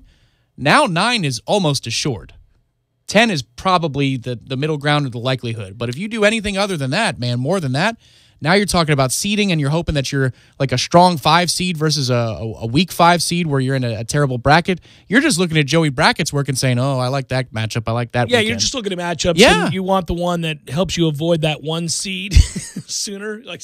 Sure, or, the other one that's a problem matchup for, a bid for the Sweet 16. You're like, oh, man, do we really have to see Purdue again or something like that because we're 6? I want to go back to when I talked about Terrence Mann getting healthier, and obviously he's been on a great run, and they were able to rest guys last night, including him. But one thing that I'll say about his health being key to all of this, that guy's anticipation, right? We're one of the best offensive rebounding teams in the country, and he is a huge part of keeping possessions alive, whether it's tips or offensive rebounds or giving guys opportunities by vying for those missed shots. And last night, again, offensively, we were able to grab 36% of our misses. I was stealing Rogner's number there. It's a big deal when you're giving this team, as talented as it is and as deep as it is, extra possessions. We saw what the extra possessions did through steals and rebounding against Louisville. They just were worn out. They made were the flat difference. Gas. It's right? the only reason we won the game. Only reason. They continue to give themselves those chances. Wake Forest did it less than 20% last night. They just didn't give themselves second chance opportunities, and when the threes stopped falling, they didn't really have an answer. They were giving up dunks defensively, and they didn't do anything offensively to give themselves a second and third chance. It wasn't just a free and easy game on the scoreboard for Florida State. That's how it played out in the court. I mean, the first half was a shooting gallery for both sides. But in the second half, I mean, we're allowed to do what we wanted to do. There's a lot of highlights last night. Obviously, all the alley-oops in the second half. But you just think about those half-court possessions. There was time. There was space. You could move around off the dribble, create. It was just one of those pleasurable nights as a Noles fan because we're so used to teams now having the book on us and trying to slow everything down. Wake was powerless to do so. And that's the thing. We overwhelmed teams and probably surprised them when we first made the transition and had the guys to do it. Now there's a book on us, but when you get that chance to go out and run and have some fun, it's great. It's great for morale. It's great for the stands. That place wasn't as packed, obviously, as a Louisville game, but people are into it because they're watching entertaining basketball. We're running up and down the court. Last night on the SiriusXM show that I co-host with Trey Jones, the head coach at Florida State, who, by the way, congratulations, Trey, and the FSU men's golf team. Another tournament in the books for them. Their second straight that they've won. John Pack continues to be a star. Stick him in your mouth and suck him. That's right. And he wins again individually. So that's to be celebrated. And I bring all that up for this reason. I learn a lot on that show. I say that a lot when I'm here about the fact that I learn a lot because we have a lot of coaches on. We have a lot of players and instructors and swing coaches. Sports psych guys, all that stuff. And I'm always learning something. And Tim Mickelson's been on, all these guys, right? It's pretty cool. Yeah, my brother's kind of a jerk. He didn't say that. Oh, he didn't? Didn't say that at all. Okay. No. In fact, you would have liked last night's conversation about flighting the ball with a 5-iron from 160, even though you could hit that a mile, but because of the rain and the conditions, wanting to skip it up forward instead of drawing it back, and how Phil's one of the only guys in the field that could do that with all his clubs, and that's what. So Tim was on last night? No, we took a soundbite from him last night. He was okay. talking about it, but how cool is that? I mean, he talked about they're sitting there from 149 out, and he goes, "What do you want to hit?" And he's like, maybe a 6 or a 5. He's, what the hell are you? It's 149, Phil. He's like, no, I'm going to skip it up, which is that's otherworldly. But yeah. I digress. We're getting. Well, it's like having the short game for mid irons. Yeah, you're like, all right, well, I'm going to hit a pitch with a 6, and it's the same thing as if I'm pitching around the green with a wedge. Just it's a longer way away. We'll get into golf later. But what I was going to say, because we both do this, we could be here for an hour. But what I would tell you is this: that how about that hockey team? The Louisville Cardinals coach came on last night. Nice guy, and that's who Florida State was able to vanquish. And he's got a good team. But he was talking about the end of the Duke-Louisville game when we were off the air, and we were just kind of chit-chatting about that game and the heartbreak that was that game. And it occurred to me that there have been a lot of moments this year where when we have ACC coaches on, the conversations off the air about basketball, because we're about to talk golf. So we'll talk about basketball.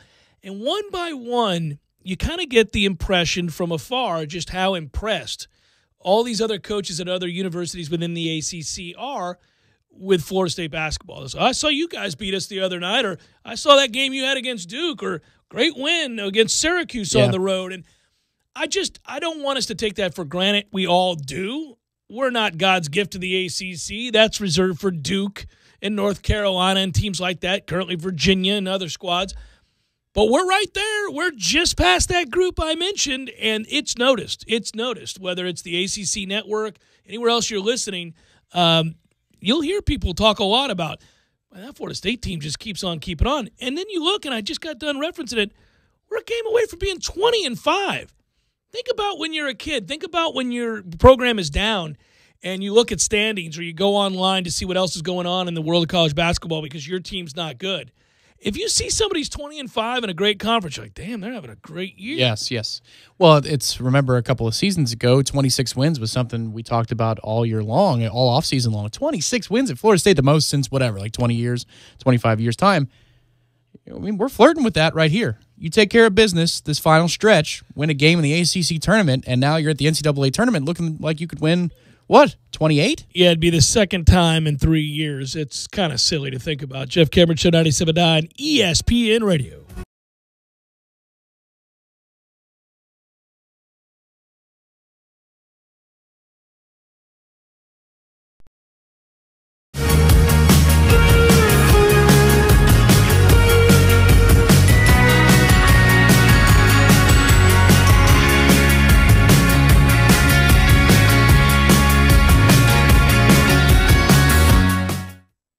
Baseball season is here. The Jeff Cameron Show opening day special. Friday from 3 to 4 p.m. on 97.9 ESPN Radio. Tallahassee Sports Monster. This year's JCS opening day special is brought to you by the Deck Pizza Pub in downtown Tallahassee. From the folks who brought you Metro Deli. The Deck Pizza Pub is Tallahassee's home for the best pizza and craft cocktails in town. Online at deckpizzapub.com. This is Chris Kraft with news that is sure to change the car buying landscape in North Florida. Our brother Peter and I are now the proud new owners of the Infiniti dealership in Tallahassee, the all-new Kraft Infiniti. As Mercedes-Benz dealers for over 25 years early in our careers, we know how to sell and service Highline vehicles the right way. At Kraft Infiniti, our mission statement is simple: to provide our customers with a car buying experience that is unsurpassed in value, consideration for your time, and pure enjoyment. Finally, the Highline experience you deserve, and it's from the Kraft brothers. Infiniti is much more than a brand name. It's a lifestyle and it's a statement. And at Kraft Infiniti, Peter and I will go beyond your expectations in providing the best sales and service experience in Tallahassee. So come see us at the all-new Kraft Infiniti, beyond your expectations, and brought to you by the Kraft brothers. Kraft Infiniti, 3355 Capitol Circle Northeast, conveniently located between Home Depot and the I-10 flyover. Call 297-1488 or visit us on the web at craftinfinity.com. Hi, this is Peter Bond, owner of Jerry's Cigar Shop. Jerry's has been a local favorite for cigar enthusiasts for the last 25 years. We have the largest walk-in humidors in town, filled to the brim with an amazing cigar selection. Relax in one of our leather chairs and enjoy an ice-cold beer or a glass of wine with your cigar. Jerry's is a great place to watch sports on our big flat-screen TVs and offers a comfortable setting for lively conversation. Visit our original store on Sharer Road or our new second location on Cary Forest Parkway. We hope to see you soon.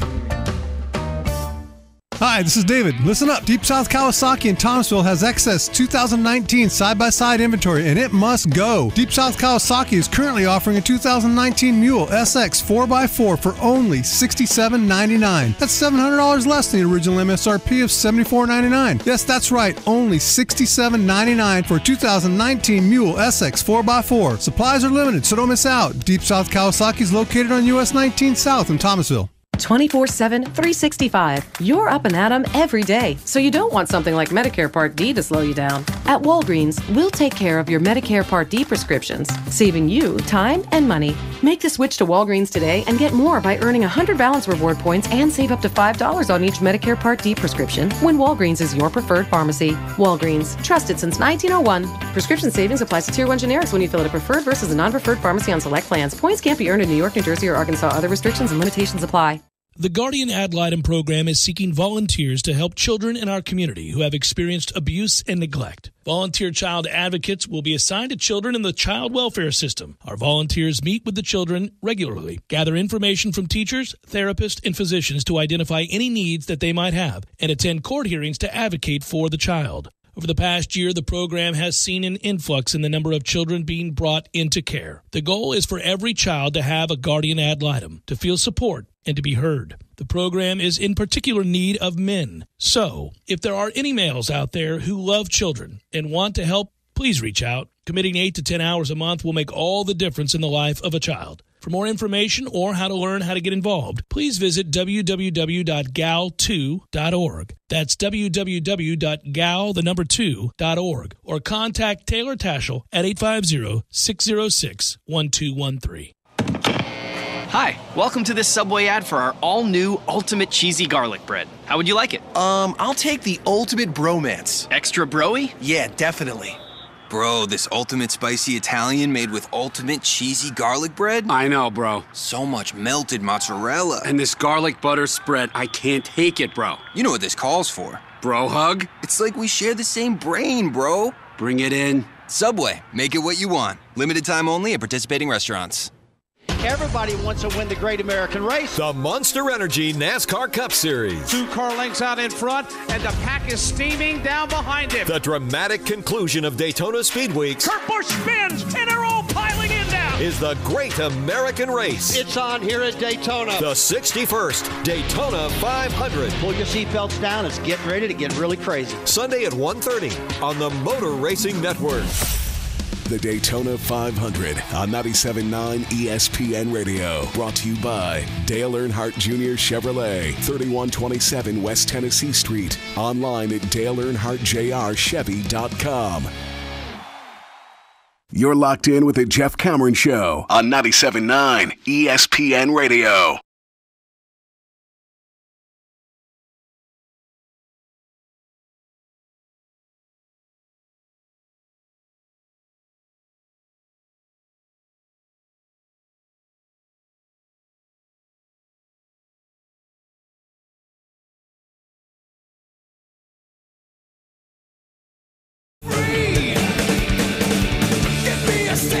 Jeff Cameron Show, 97.9 ESPN Radio, and God, Scottie Pippen just steady saying stupid stuff on the regular. LeBron lacks a clutch gene that MJ had. Jesus, what?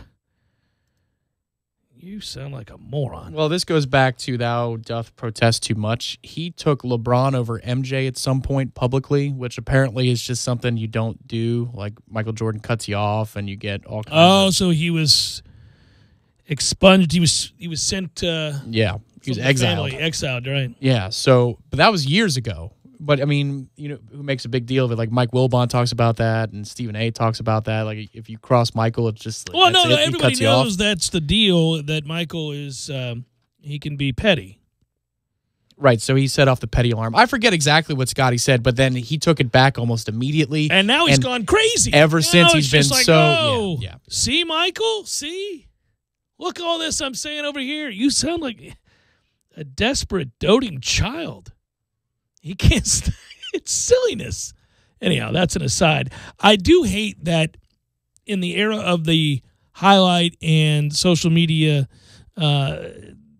take, if you will, where we need to comment on everything that happens in a given night repeatedly so that there can be a show, like, let's say a show like Get Up, which I'm not making fun of. I mean, it's a decent show. It is what it is. It's your morning. He's trying to make sense of, the future and, all right. future and consumption. But it gets old because they end up harping on non-issues, things that don't exist, but they make them exist so they have something to talk about. Steve Kerr getting thrown out of a game last night and slinging his, notes, clipboard, that's like normal. That's a normal thing a coach would do. It's always been normal for a coach to throw a clipboard to the ground or to throw his headset if he's in football to the ground, or in Steve Spurrier's case, to whip off his hat and throw it to the ground. I mean, they're out there competing, trying to win games. It's a high-pressure, high-stakes industry. They're really, really competitive people, and if they think they're getting screwed, they react. That's sport. It was the topic du jour for freaking 2 hours today when I got up. I just have it on in the background to check on what I may have missed. They spent 30 minutes breaking down Steve Kerr slamming his clipboard over the flagrant foul call. What are we doing? Well, okay, so I sat in, and I'm not going to give away company secrets or else they won't let me sit in on these anymore, but I sat in on an ESPN social media presentation about 2 or 3 weeks ago, and this is like the behind the scenes, how it works and how they get people to react. Click. Yes. Well, it's all about impressions and then reactions. And I'm probably not using the right word because I was, after a little while, you're like, okay, this is ridiculous. Got it, yeah. But it's like the likes in Twitter and then the retweets, the quote tweets, and then Facebook shares count for so much more than comments. But you need an engagement, and that's the word, is engagement. And they have it down to a science of things. And you need a catchy 3 to 5 second, maybe 10 video. Usually you want it vertically stacked, all this kind of stuff.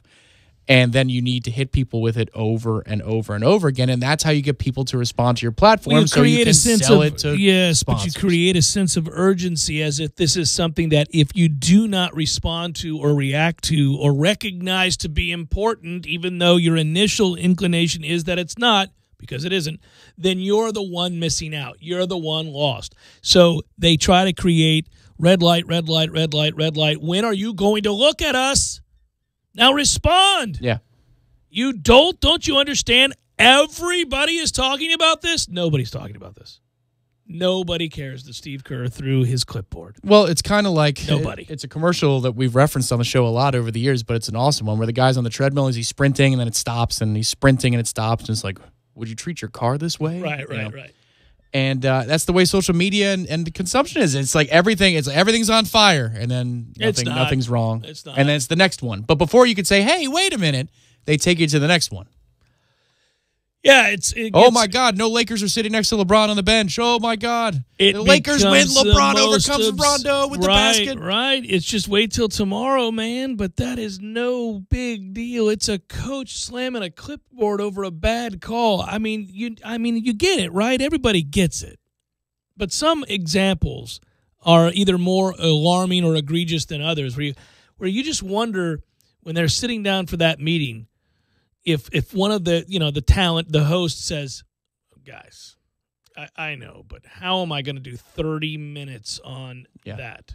How do I do that? Well, let's have a panel. Okay.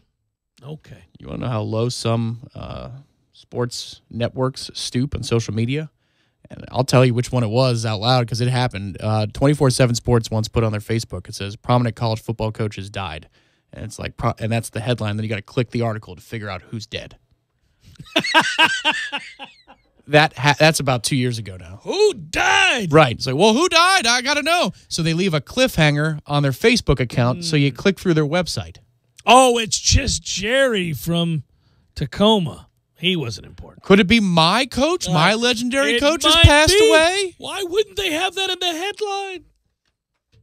I mean, come on, man. That's brutal. That's See, now I think that would be a fun job. Let's just... Well, if you could embrace it, the fact that you don't have a soul. Right, if you just said, okay, listen, so this is the game we're playing. Wait till you see what I come up with tomorrow. And then you just try one-up each other over and over again. Speaking of shameless plugging, if you go to TLCCC.com. Well, but you're going to tell people exactly what they can find there. That's the difference between you and other people. That's right. They're going to find a really cool shirt that you can buy right now. It's the TLCCC shirt for all of you to wear before the season's out as you go and support Florida State basketball and pay homage to a very long-standing tradition now. 3 more home games. Notre Dame, all right, wear it for a victory. NC State should wear it for a victory. Tom, I did say it was a home game. That's right. It's assumed that it's a victory if it's a home game. We've only suffered 3 losses in 50 games or so. I mean, it's crazy, right? When you're donning the TLCCC shirt in support of dominance at home in this Florida State basketball program, you're expecting to wear that shirt during a win. And you know what? You'd be right over the last 3 years. I think we really need to show that shirt in force when Virginia Tech and Buzz comes to town. Make them sweat even more. You don't want to wait till the last second either, Tom. They could sell out. Mm-hmm. So that's why you get it now and then make sure all the creases are out. Everything's A-OK. Looks pristine. It's actually a cool-looking shirt. Not going to lie about that. I think you'll like it. TLCCC.com. It'll take you to the Madison Social page. They've teamed up with me to produce the shirt. It's a good-looking shirt. If you like it, buy it. I would suggest you buy it. It's a cool shirt. I've got one. Tom's got one. Everybody you know has one. I do? If you don't have one, you're missing out. What are you going to do? You'll be a cast-off, a loser. This is good news. I got a shirt coming. Yeah, you got a shirt coming, buddy. You do. Boy, I'm getting beat up over this. Jeff, can I have a shirt? Hey, man, cost me money to make this shirt. Pay me for this shirt. Not you, Tom. But you're cool, though. Yeah. You're in. Yeah, you're in. You can wear the shirt. Again.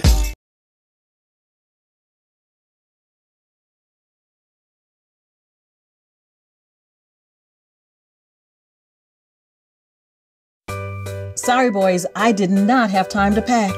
We got this. right here, guys. We got this. I thought I could handle it. We got this. Moving doesn't have to be a hassle. Call us first at 2 Men and a Truck. No matter the move, home or business, we'll make it a smooth one. I forgot something. We got this.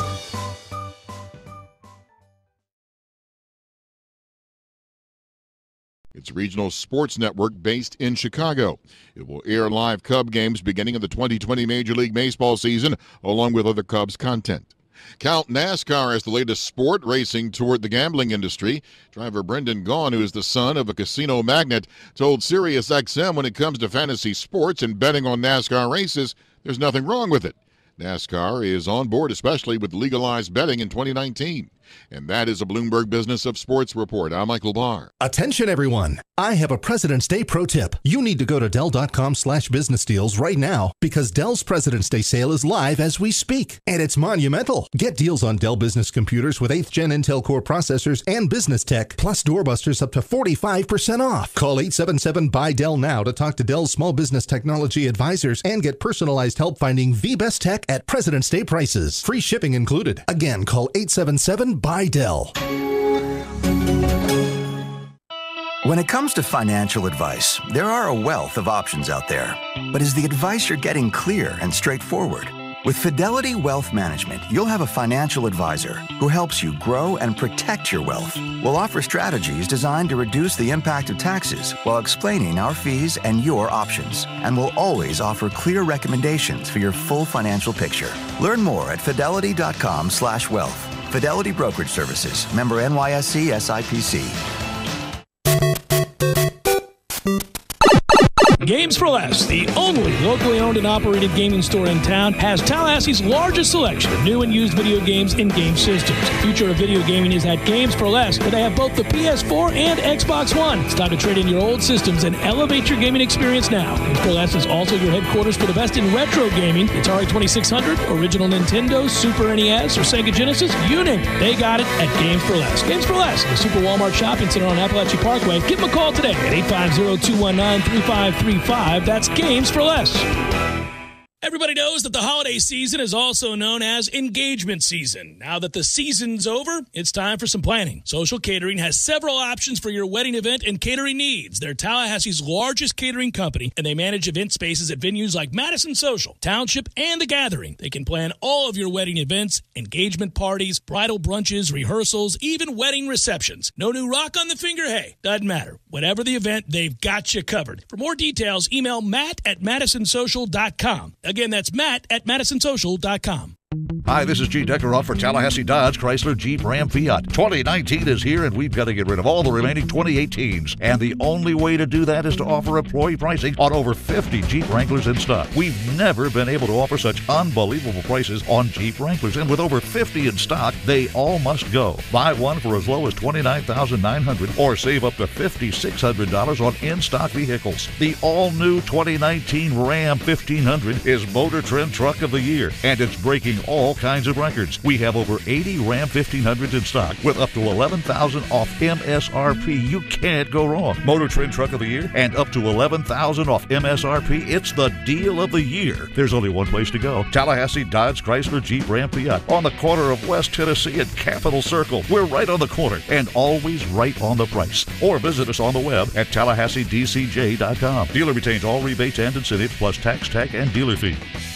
Hey sis, what you up to? Shopping for phone plans. Check out Walmart Family Mobile. They have 2 truly unlimited lines priced for under $75 a month, powered by T-Mobile, plus all the latest phones. 2 lines for under $75? Now with 5 gigabytes of mobile hotspot per line. That's too good a value to pass up. Touche, sister. Visit myfamilymobile.com or pick up your plans at Walmart today. Walmart Family Mobile. Get everything you love about Walmart in mobile. Video typically streams at DVD quality. See terms at myfamilymobile.com. ESPN Radio Sports Center. I'm Doug Brown. ESPN's Ramona Shelburne reports even though NBA Commissioner Adam Silver has been approached about other jobs, including interest from team owners about becoming commissioner of the NFL, he has not given any thought to those offers. Silver signed a 5-year extension with the NBA last year. Warriors coach Steve Kerr got tossed out of last night's game against the Trailblazers in Portland. Kerr reacted angrily after a foul called on Draymond Green was upgraded to a flagrant foul. I was just shocked that was called a flagrant foul, and I'm not sure how it's determined. I don't remember if it's determined in New York or if it's if the officials on the floor, but that was head-scratching. That could be called a flagrant foul. I mean, the guy's going to go in for a dunk. You got to make sure he doesn't dunk it. So I told Kenny that I beg to differ. Kerr was animated in his reaction to that call, slamming a clipboard to the floor. Indians pitcher Trevor Bauer says the last 10 minutes of his arbitration hearing was a character assassination against him. Bauer beat the Indians in arbitration for the second year in a row, getting $13 million for this season instead of the team's offer of $11 million. Bauer says the process does not sour his feelings about the team. Golf, 23 players got out on the course in the first round of the Genesis Open at Riviera Country Club today, but then the heavy rains came, washing out the day's play. The tournament, which includes Tiger Woods, will start over with first-round action tomorrow. MLS Commissioner Don Garber gets a 5-year contract extension running through the 2023 season. He's almost been on the job for 20 years now. Broadcasting live from the Tallahassee Dodge Chrysler Jeep Ram Fiat Studios in the capital city of Tallahassee. This is the Jeff Cameron Show, brought to you by Cornerstone Tool and Fastener on 97.9 ESPN Radio.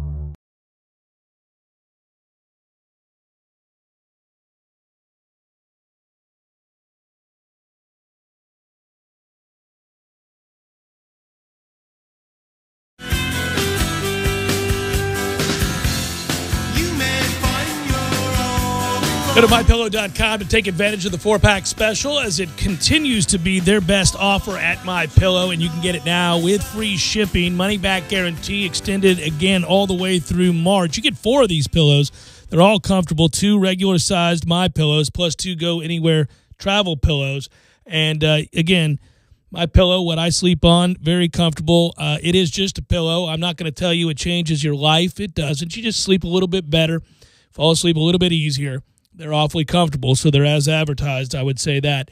And the fact that you can get your money back if you don't like it, that's good. That's a good thing. Nobody complains about money-back guarantees. I like being able to wash my pillow. Sometimes I don't take a shower right before bed, Tom. I can lay my head down even after a night of basketball. I'm that kind of nasty. Basketball. And I say, you know what? I'll throw it in the wash tomorrow.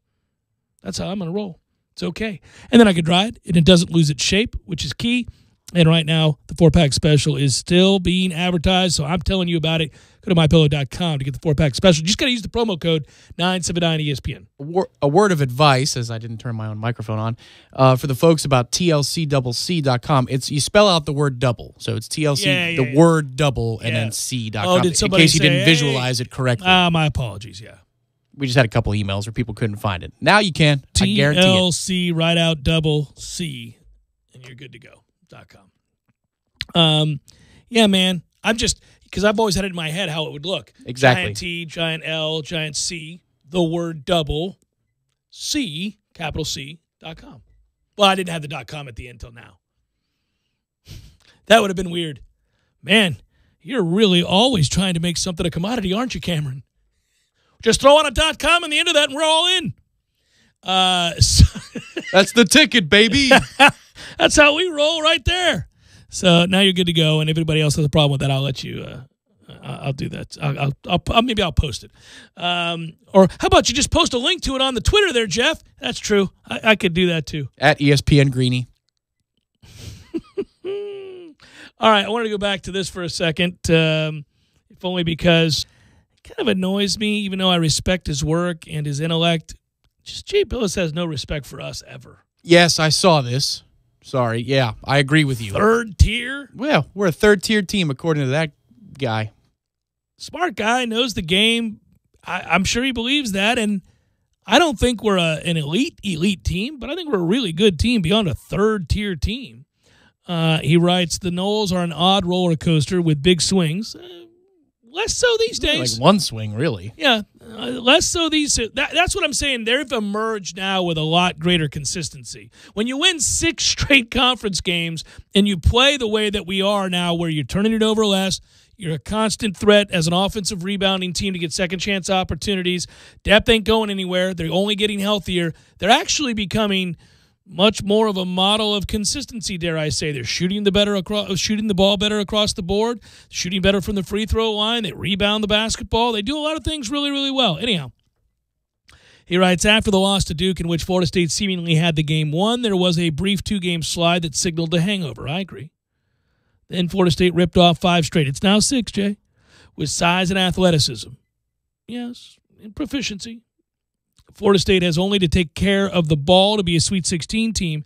Beyond that, the Noles will need bracket assistance. See, that's the issue I take there. I don't know. Every tournament team, obviously, we talk about matchups. We talk a lot about the tournament really being too much of an influence as to whether or not you think you had a great season, a poor season, an average season, because you play all of these games and it comes down to whether or not. I mean, Virginia won 30-plus games last year, had one of the greatest seasons in their program's history and ACC history. Yeah, thanks for losing in the first round, losers. I mean, like, you would have to, by any measure, say they had a great season, but no Virginia fan thinks that. As a young man I know once said, take the L, losers. So, you go back and look at our 9-9, 500 season in the ACC last year, and you go to the Elite Eight, and everybody would note that's an overwhelming success. A better season than Virginia had, I dare say, which is, again, I think not entirely true, but. Well, teams that are ahead of us on that list that Bilas put together, the great Jay Bilas. Iowa State. I mean, Purdue, LSU, teams we've beaten already this season. That's Duke. Correct. Listen, if we play Duke in the tournament and we're in the Sweet 16, of course you don't pick us to win the game, but we're not out of that game before the ball tips. And teams do get better as the year goes around, but when you have LSU as a second-tier team and consider them to be a threat to go to the Final Four and not note that Florida State, of course, beat that LSU team, come on, man. Teams do get better as the season goes along. Yeah, like us. Like us. I know. I felt a little. Damn it, man. I felt a little put out there, too. I was kind of like, come on, man. We're kind of in the right range, though, of teams. Like, if he says, all right, 20 to 30 is all about the same, I'm not going to take issue with that necessarily. No, it's just, you're right, that final sentence is, everybody needs a little bit of help, pal. I mean, you think Duke really wants to be matched up with a three-point shooting team? Probably not. No, and the tournament is usually about matchups. You can have that's why you're trying to find out more and more about yourself. When you build the resume, you look back and say, how many teams did we play that play different styles of basketball? How did we fare against those different styles of basketball? Who's a nightmare matchup for us? Well, as evidenced by these losses or these wins, I feel good about matching up with so-and-so. Now, there are no guarantees in a one-off, man. It's a tournament, truncated tournament. You play somebody and have an off night, and your season is kaput, no matter how good or versatile you were. The other thing is, too, he has Auburn ahead of us, and I've watched that team a little bit this year. They're wholly gettable.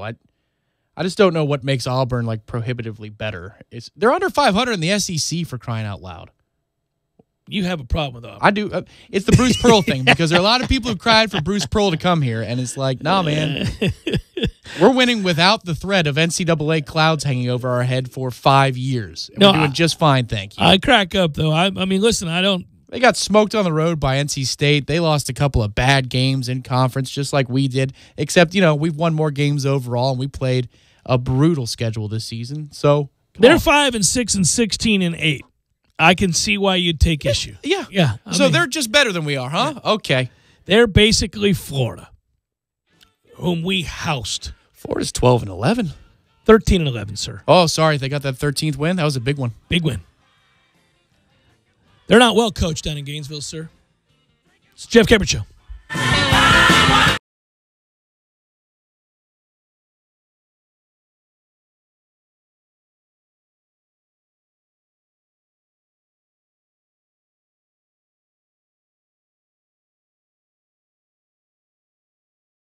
Season is here. The Jeff Cameron Show Opening Day Special. Friday from 3 to 4 p.m. on 97.9 ESPN Radio. Tallahassee Sports Monster. This year's JCS Opening Day Special is brought to you by the Deck Pizza Pub in downtown Tallahassee. From the folks who brought you Metro Deli, the Deck Pizza Pub is Tallahassee's home for the best pizza and craft cocktails in town. Online at deckpizzapub.com. Have you ever noticed when you report an accident or a claim to an insurance company, they are very eager to get you to one of their approved body shops. They say that they guarantee the shops work, but what they're really saying is the shop works for them, not the customer. So choose a shop that is working for and looking out for you, someone you trust. It's your choice. Lisa's Paint and Body. License number MP46050. Tallahassee loves the corner pocket as much as a crystal ball winning catch. He's looking, he lost it to the end zone. It's Benjamin! Touchdown! With 13 seconds left! The 97.9 ESPN radio special is a must-have every Monday and Wednesday at the corner pocket. 10 mouth-watering wings, a fresh side of fries, and a chilled domestic pint of beer are just $9.79 all day long. Be sure and try the fish blend of sauces, a true wing eater's favorite. The Corner Pocket Bar and Grill. He's gone! Home of Trivia Tuesday, Beer Bingo Thursday, and the daily $7.99 lunch special. Are you ready to experience an awesome fishing expedition? Sea Quarters Marina is home to several great charter services. All charters are customized based upon the types of fishing opportunities available and the type of fishing the customer requests. The Northwest Gulf Coast offers a variety of different angling adventures thanks to unspoiled back county islands and crystal clear flats. For more information regarding charters, call Sea Quarters Marina at 697-8400 or online at seaquartersmarina.com. Are you looking for the finest quality of hand-selected craft beers? Trying to find the beer that no one else in town carries? Try Quick and Save at 416 East Tennessee Street in Tallahassee. Aaron is the man when it comes to being up-to-date on all the new styles and trends in craft beer. And honestly, Aaron could talk to you for hours about what people like in craft beer. Give Quick and Save a try next time you want something to please your palate. Follow them on Facebook, Twitter, and Instagram to stay up-to-date on new releases and upcoming events. Quick and Save at 416 East Tennessee Street. Hi, welcome to this Subway ad for our all-new Ultimate Cheesy Garlic Bread. How would you like it? I'll take the Ultimate Bromance. Extra broy? Yeah, definitely. Bro, this ultimate spicy Italian made with ultimate cheesy garlic bread? I know, bro. So much melted mozzarella. And this garlic butter spread, I can't take it, bro. You know what this calls for. Bro hug? It's like we share the same brain, bro. Bring it in. Subway, make it what you want. Limited time only at participating restaurants. This is the Jeff Cameron Show. Jeff Cameron Show on 97.9 ESPN Radio.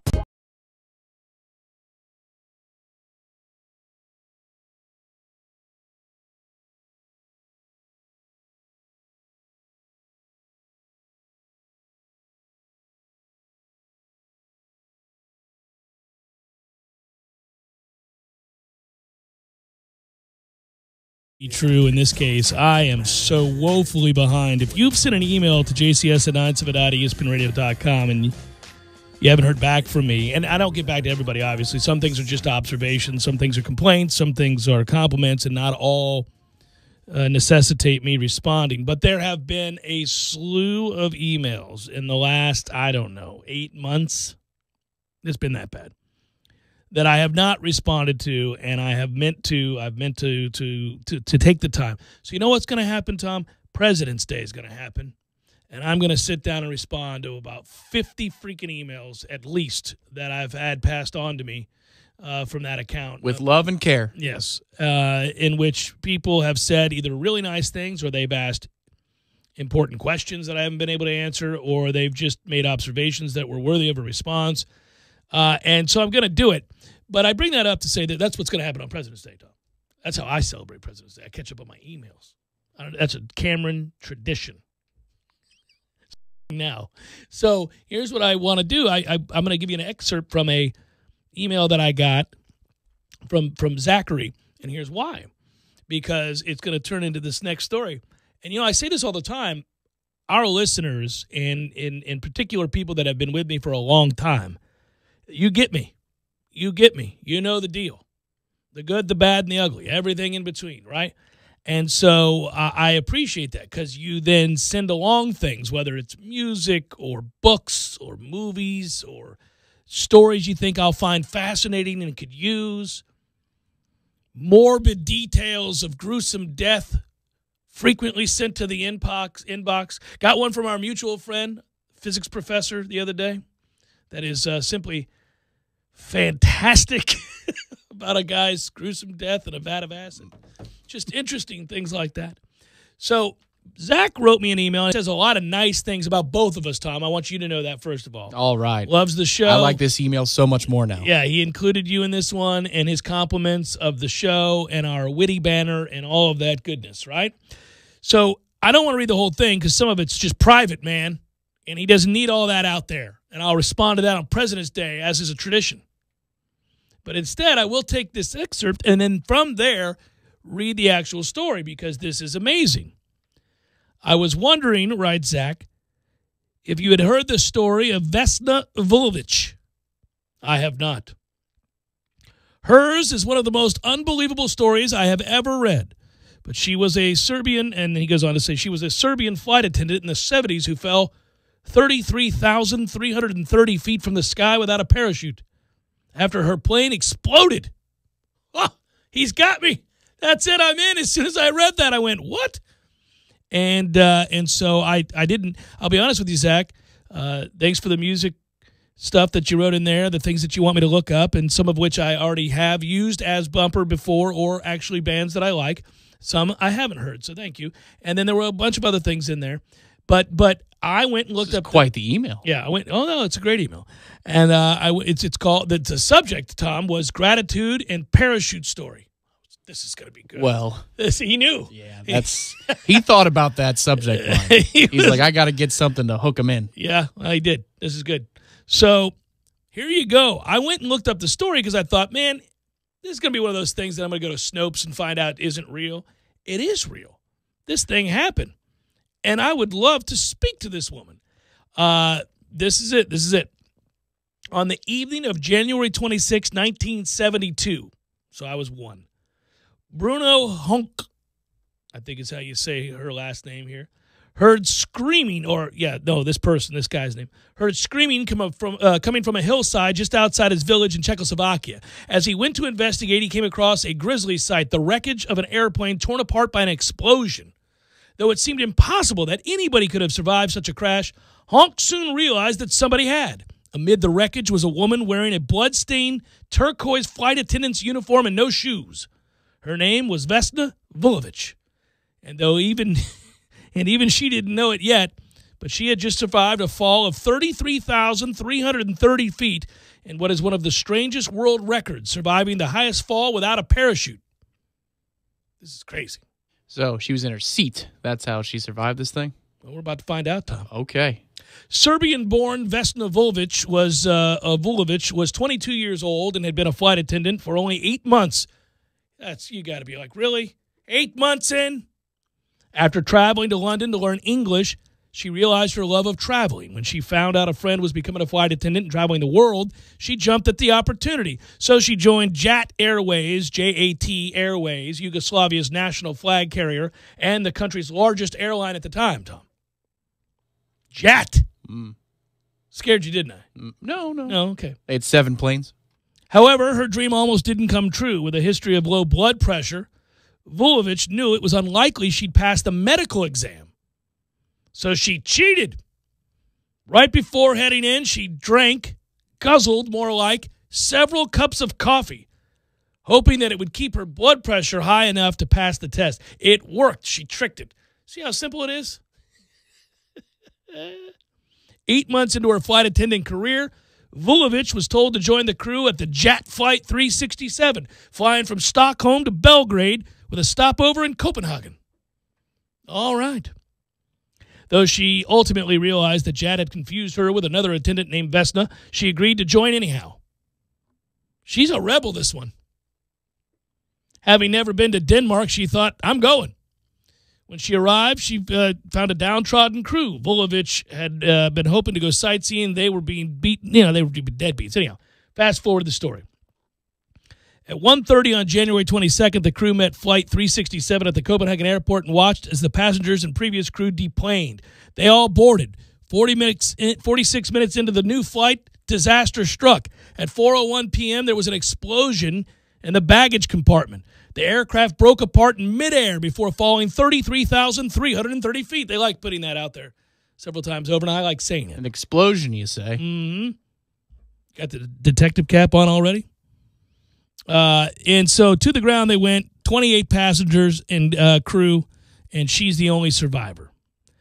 Fortunately, Bruno Honk, the villager who discovered her, had been a medic during World War II and was able to keep her alive until rescuers arrived. But it was no easy feat. From the crash, she had sustained 2 broken legs, 3 broken vertebrae, a fractured pelvis, broken ribs, and a fractured skull. She spent several days in a coma recovering. In addition to her extensive bodily injury and her fractured skull, her brain had also hemorrhaged, and she had total amnesia. From the hour preceding the crash until almost a month afterward, she had no idea what had happened. That's probably good, right? So she was not permanently paralyzed, let alone dead. She was up and walking 10 months later. They didn't expect her originally to live all that long. The first thing she did upon walking was say to her aid workers and doctors, "May I have a cigarette?" You've earned it, honey. Smoke them if you got them. Cigarette could be the length of a pitch. Her recovery period was actually relatively short, incredibly successful. She attributes that to a childhood diet that included chocolate, spinach, and fish oil. Okay. Air safety investigators believe that the position within the aircraft in which she sat at the time of the explosion helped her survive the fall. She was in the rear of the plane with a food cart when the fuselage broke apart. Most of the passengers were sucked out of the plane after the explosion. The small section she was in fell to the ground in a heavily wooded, snow-covered hillside. Doctors concurred with the air investigators and added their own conclusions. They claimed that the very thing that almost kept Vulovich from being a flight attendant is what ultimately saved her. Her physicians believe her low blood pressure kept her heart from bursting upon impact at the mountainside. So a coroner would find a bursted heart so somebody could live in a situation like that, except their heart just completely ruptures. And so yeah. That must be an interesting autopsy, if they even bother to do one. So to answer your earlier question or your suspicions, the explosion that caused this plane to break apart and kill all the people but her. Yeah, European relations being what they were back in the day. It was ultimately determined to be from a briefcase bomb, which was planted by Ustase, a Croatian separatist group seeking independence from Yugoslavia. In response to the attack, the airport security measures were tightened in the country due to her amnesia as some call it. Vesna has no memory of the crash or the explosion and was left with the same love for flying that she always had. She remained an avid flyer until her death in 2016. She was still with us. I could have reached out if I had known about this story, Tom. Her and Piper. Oh, man. I'll go to my grave thinking it could have been Vesta and Piper. Piper and Vesta. That sounds an awful lot like the Magic Johnson bit. Magic Johnson. You nailed that. I don't even have to hit the button.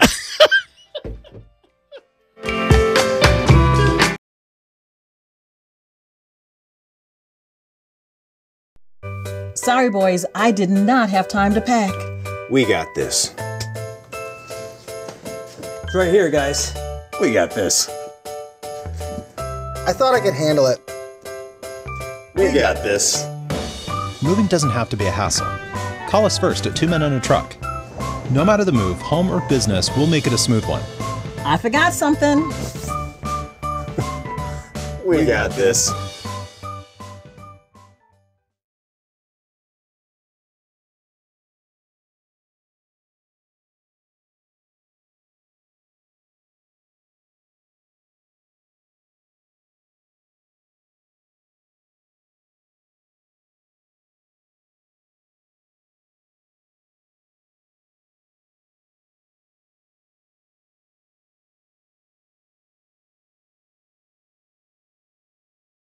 Will pick up and deliver at your home or office. So sign up for free today at easylaundry.net, or you can give them a call, 850-597-9007. Again, sign up today at easylaundry.net. Oh, and by the way, I got you. Use promo code JCS20 and save 20%. That's promo code JCS20. You're saving 20% on your first order. That's easylaundry.net from Wash Around the Clock. ESPN Radio Sports Center.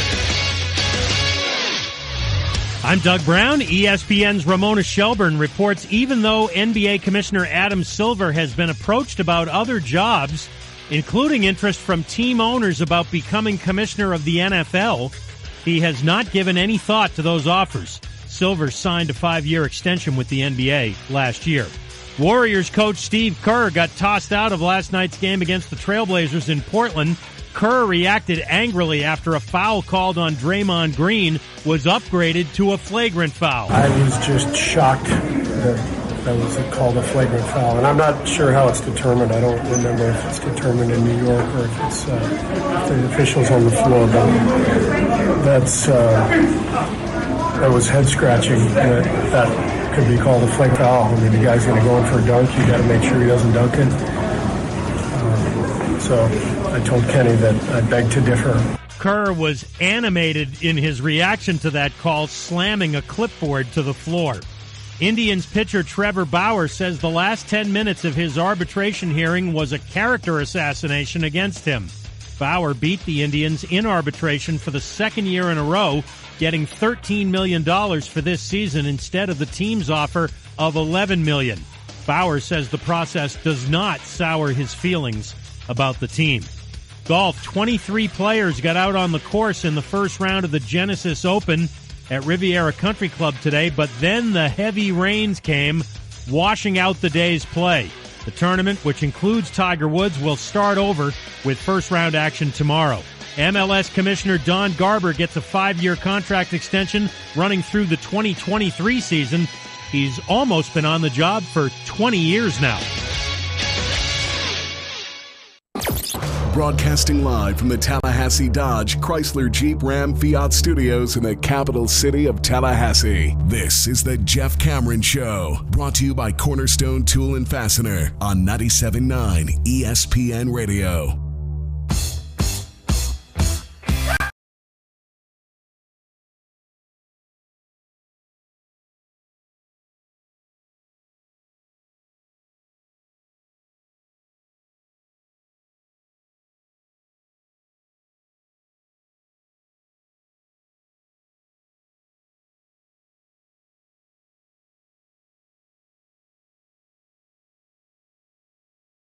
Final hour of the Jeff Cameron Show, at least for today. Thanks for tuning to it. Glad you're with us. I'm Jeff, that's Tom. We're online, ESPNTallahassee.com.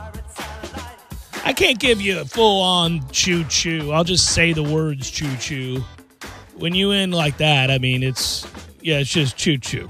That's not just like a knowing nod, just a little knowing nod as I walk by. Choo-choo, choo-choo. It's like go Noles, go Noles. Now, go Noles means a lot of things. Of course, amongst the male alumni and faithful, go Noles is usually a tip to your fellow Nole that there's a beautiful woman walking past. That's understood. I thought it meant nice coach's polo, feller. Yeah, I mean... Go Noles, nice polo. Go Noles is a respectful way of alerting a friend that he may want to check out what's approaching.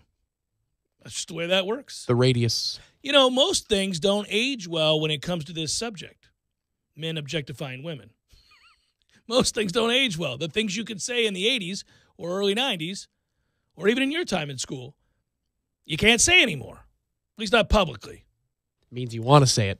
That's what that sounds like. Well, privately, you and your buddy over a beer, you might say some things you don't say publicly. I'm just saying, in public, you can still say go Noles, and it's not looked upon as degrading, I don't think. We do not have that issue in my relationship because men are objectified every time we watch sporting events. And not over the top so, but, she's a fan of guys in baseball pants and football players. Right, you don't have to act like you're not attracted to what you're attracted to, man. Exactly. What are we doing here? I mean, good Lord. So I'm saying, though, you can still say. It's like you with Tony Bennett. So what I would tell you, and the man's dapper, what I would tell you is that I don't think I don't know the answer to this. I'm sure there are some that will reach out to me, but I don't think that Florida State women, students or graduates or fans, whatever, if they're walking amongst the folk at a baseball game or a football game, if they heard a dude say "Go Noles" and they knew what he was referring to, not like boisterous at them, calling them out or anything like that, but just turning to their friends saying "Go Noles," do you think they'd be offended? I don't think so. I don't know. Our demographics are ever expanding, so maybe the code is broken by this very segment. You think? No. Everybody, that Go it might Noles be has widely been passed known. on. Go Noles has been passed on. Of course, but what I today. mean is we're disseminated to people of all genders now, man. All ages. Yeah. So maybe the women now know because they listen to this here Jeff Cameron show. I that think Go they Noles means, always- wow, I do look good today. That's right. I don't think that they ever were at a loss for. I think that most. I don't know. It's an unofficial poll. We'll have to figure this out at some point. My girl's favorite thing is God bless baseball pants. I'll hear that in the house during, we have the game on MLB and you TV. chuckle. You don't or at care at Hauser. all. You're I'm just like, yeah. I wonder who's at the plate. Must be so-and-so. So-and-so, Yeah, right, yeah. Robbie Reed. Wait, wasn't that, or did I have his name wrong? Wasn't that who it was? The pitcher? Robbie Scott. Robbie Scott. Yeah. Ridiculous ass pants, Robbie Scott. That's right. Man, I got a story about that, too, that's not fit for air. It had to do with post-game coverage. Oh, in the clubhouse. no, Yeah. no. So anyhow. The life of a beat reporter. Choo-choo. Well, if you want to have that story, you and I in the locker room in the Rose Bowl after the national championship game. That was unfortunate. Yeah, Charles Kelly should have put his shirt back on. I just remember we were startled. You were. I did. It was a cruel joke. In truth, at that point, I was talking to... it was a cruel joke played on me by a friend. I was like, come on, don't you do that. I didn't do that to you. No. Mike Martin Jr. did that to me. Yeah, that's right. It's not what you do. And he was laughing when he did it. I was getting my quotes actually from Charles Kelly at the time for the Kermit Whitfield return sidebar. Florida State rolls and rolls big, 88-66 over Wake Forest. A 50-35 second half seals the deal. And as Michael Rogner correctly pointed out on Tomahawk Nation in his write-up, I remember thinking the same thing. So good job, Rogner, because you were thinking like I was thinking. If Wake didn't make a bunch of threes, this could have been hideous. Especially out the gate, too. Yeah. I mean, they're pacing this game. What's going on? Well, and it's funny because somebody tweeted at me that I was an oracle for noting that I thought it'd be a slow start. I didn't know the reason it would be, but, yeah, they made a lot of threes, and once we got control of the game, and that was the whole thing, getting control of the game. And they had no answer, obviously, for Chris Kumaji. Hey, and, we talk about this a lot. I'm a big Kabengele fan. Who wouldn't be? He's the best player on the team. And so when in doubt, if we're clamoring for minutes, I want them to go to Kabengele over Chris Kumaji. But there are certain matchups, and there have been games in his career where this is true, that the other team just has no answer for his height. They just have no answer for what he can bring around the rim.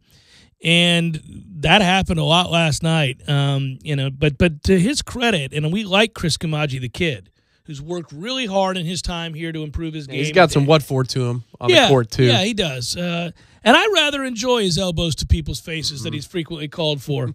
I think that's just a hidden element of intimidation this team brings to the table. And, of course, the other reason I like it is that even when I know it's intentional, I can argue he's just so tall, what's he supposed to do?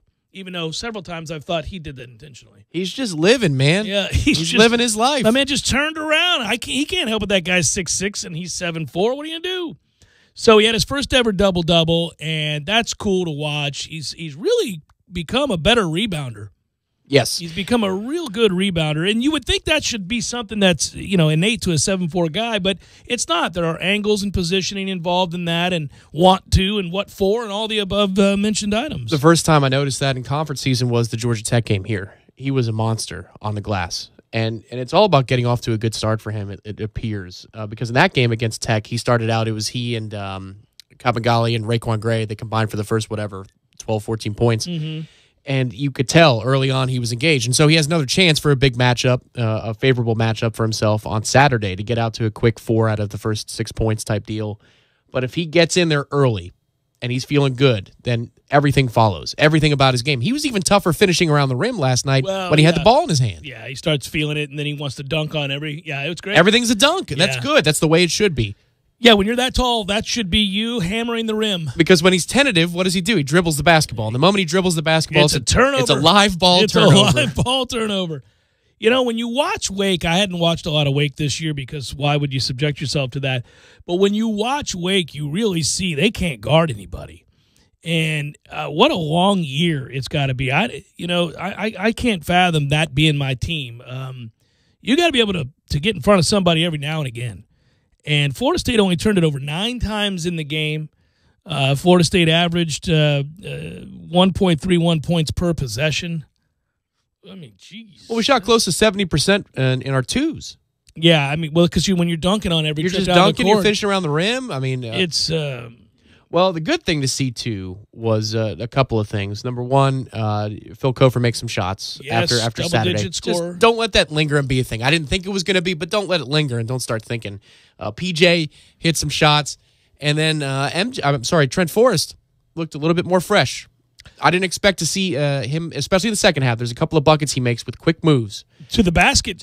One's a runner, and then one's all at the the way end to of the the shot hoop. clock. Yes. Real nice move to the hole. Yeah, by the way, I also love seeing Vassell play. And when we talked about the distribution of minutes going into this game, that was the big discussion because if you're taking care of business and playing efficiently and playing smart and giving effort on defense, you knew that the skill was such that you should be able to really handle Wake Forest. Could you build up a big enough lead to rest people?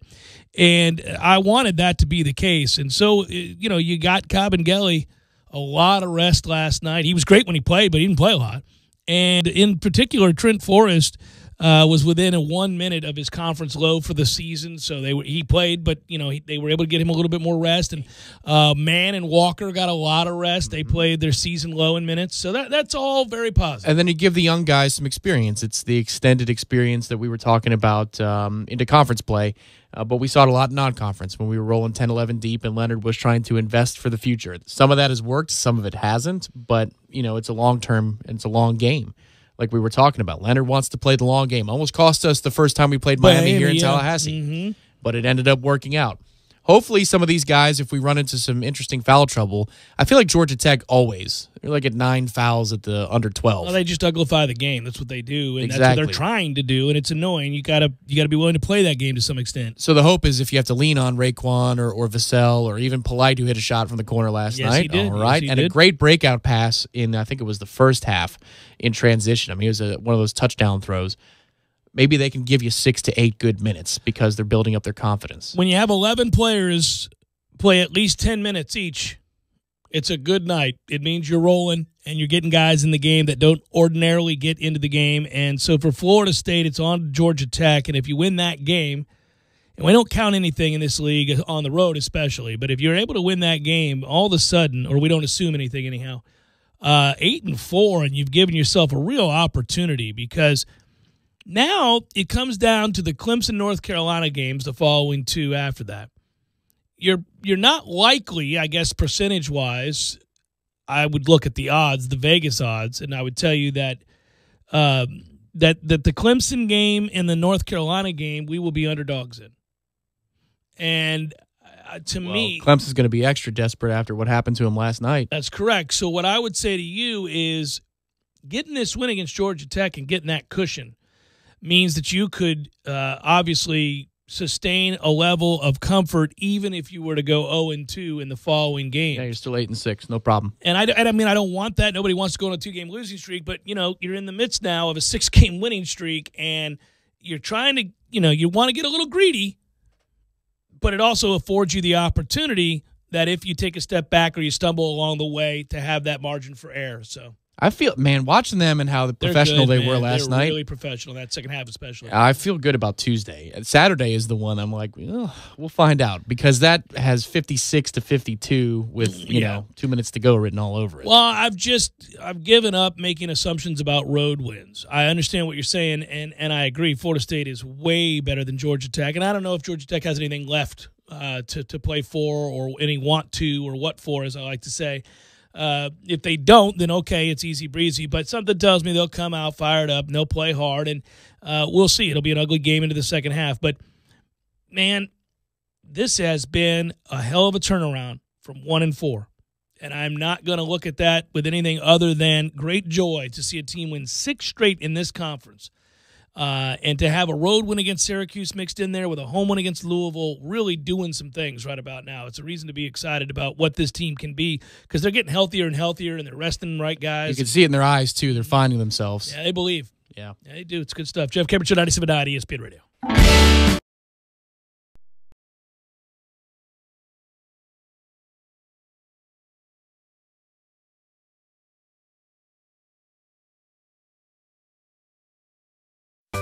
Sorry, boys, I did not have time to pack. We got this. It's right here, guys. We got this. I thought I could handle it. We got this. Moving doesn't have to be a hassle. Call us first at 2 Men and a Truck. No matter the move, home or business, we'll make it a smooth one. I forgot something. We got this. PizzaPub.com. Did you know that 75% of high school seniors are accepted to their first choice college, but only about 50% of their parents can afford to send them? We have a plan for that. With a Florida prepaid college plan, you can start saving for as little as $47 a month. We offer a variety of affordable, flexible college plans to fit your budget and saving style. And you will never lose your investment because prepaid plans are guaranteed by the state of Florida. Enroll today at myfloridaprepaid.com because starting is believing. What's up, Eddie? What's up, Jeff? You know, buddy, that I like archaeology, right? Yeah. I'm quite an anarchist myself. Right. Well, anyhow, do you know what they find the world over when they excavate? You know the item they find the most of? I don't know, rocks? Freaking bowls. Bowls? Bowls everywhere. In Rome proper, right? Bowls upon bowls upon bowls. That's very interesting. What's the high school over in Jacksonville, the one with all the good football players? Bowls? Right.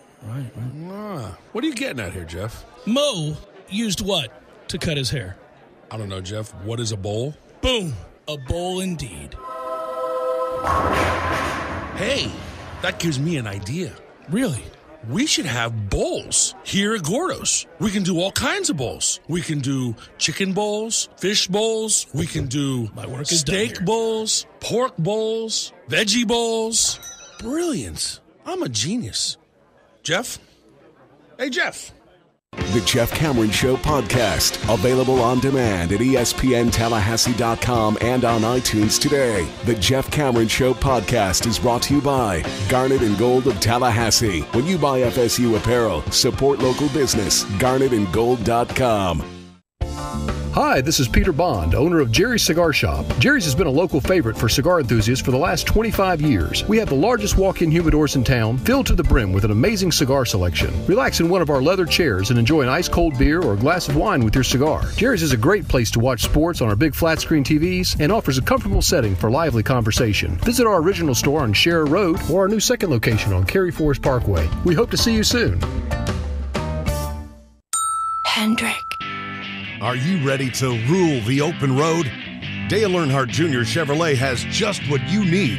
Right now, get huge savings on the 2018 Silverado 1500 during the Silverado Sell Down Sales Event.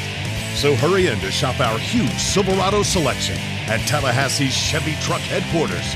Dale Earnhardt Jr. Chevy on West Tennessee or DaleJr.Chevy.com. Find new roads. At Hardee's, we grew up. We stopped sleeping with our handmade nightlights and pacifiers, but there was one childhood classic we couldn't kick, the grilled cheese. So we made our grilled cheese grow up into a handsome bacon thick burger. Freshly toasted sourdough, melted Swiss, and American cheese with crispy applewood smoked bacon on 100% Black Angus beef. The grilled cheese bacon thick burger. Only available for a limited time because it's so grown up and it's very busy and has very little work-life balance. Hardee's, because it tastes better. Available now for a limited time at participating Hardee's restaurants. Want better gas mileage and a longer-lasting engine? Change your oil every 3 months or 3,000 miles, whichever comes first. You know that sticker on your windshield? Don't look at it now. Wait until the next red light. Okay, check the number on your sticker. Then check your odometer. Is it time? There are 19 Tallahassee area Super Lube locations, which means there's one close to you right now. No appointments, and you're in and out in no time. You could do this today. Super Lube, for better gas mileage and a longer-lasting engine. How I love to Super Lube my car. Yes, sir.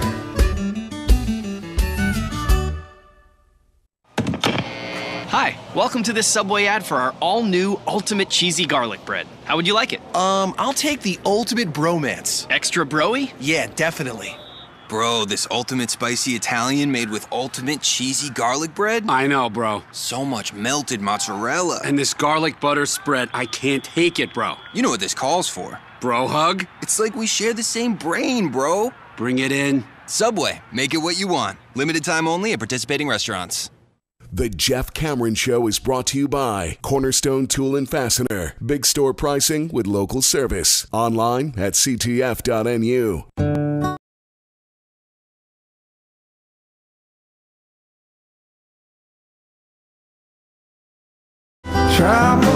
Cameron Show 97.9 ESPN Radio, and we got an update. We should have an update sounder moving forward. We got a lot to do this summer. I'm going to come up with sounders, Tom. It's update time for that ass. See, we already have one. That is true. In this case, that is accurate. I forgot that specific, and I don't know how I could forget because it's awesome. That very specific update time for that ass was already in the system. It's update time for that ass. So if you were listening, did I do that story this week or was it last week? My guess is it was last week. Time flies. The story was about a guy that stole everybody's money, including his wife's and his mother's. Just not a good guy. He was a Georgia businessman, and he was scamming people for Super Bowl tickets to the tune of $750,000. He basically said, give me your money. I'll get you the Super Bowl tickets you want. It was crazy because he was telling people that each ticket was $50,000, and people were paying up. Remember that? Bizarre story. Who's giving $50,000 for Super Bowl tickets? Must have been big Rams fans, huh? My goodness gracious. So he had several family members and friends that, including his mother, like I said, who were willing to dole out, in this case with his mom, he robbed her of $36,000. Imagine selling that to your mother. Mama, check this out. Well, was she like the lady from Throw Mama from the Train, the Goonies mom? Because if that's the case, then maybe he was happy. It's a long time coming. Oh yeah. So one of his best friends, he was able to take $500,000 from. Really, at that point, you've got what you need. $536,000 between a friend and your mama. But he went for more, and he ended up amassing over $750,000, and he'd been missing ever since. Right before the Super Bowl, my man went, peace. And now he got caught. Not that we're shocked, but look at this ride, man. And, oh, by the way, people get caught for the stupidest reasons. Not that I'm rooting for criminals to get away with crimes, but when I read these stories, I always think, you got to be better than that. Like if I put myself in the mind of a deranged criminal trying to get away with, in this case, stealing almost $1 million from friends and family, you better be sure, A, you don't get caught, and B, you can't do dumb things in order to get caught. Give yourself a fighting chance. It's like people riding down the road with all kinds of drugs in their car with the lights out. What are we doing? Or an expired tag. Or you decide to go 90 in a 75 and you got a trunk full of weed. What are you doing, my man? You decide to chief it up in the main cabin. Got the trail.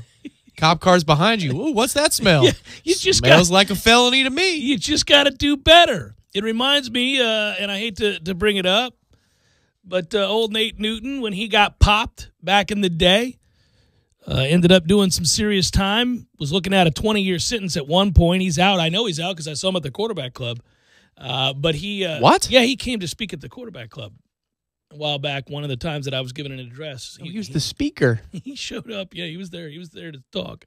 But if you recall, he got caught. He was arrested in Louisiana, transporting 213 pounds of weed. North American free trade, man.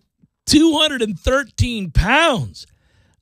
He basically, after his career with the Cowboys ended, he tried to give it a go with one final season with the Carolina Panthers. Then he retired.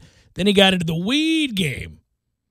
And as he was busted the first time, 170 pounds of weed. Next time it was 213 pounds of weed.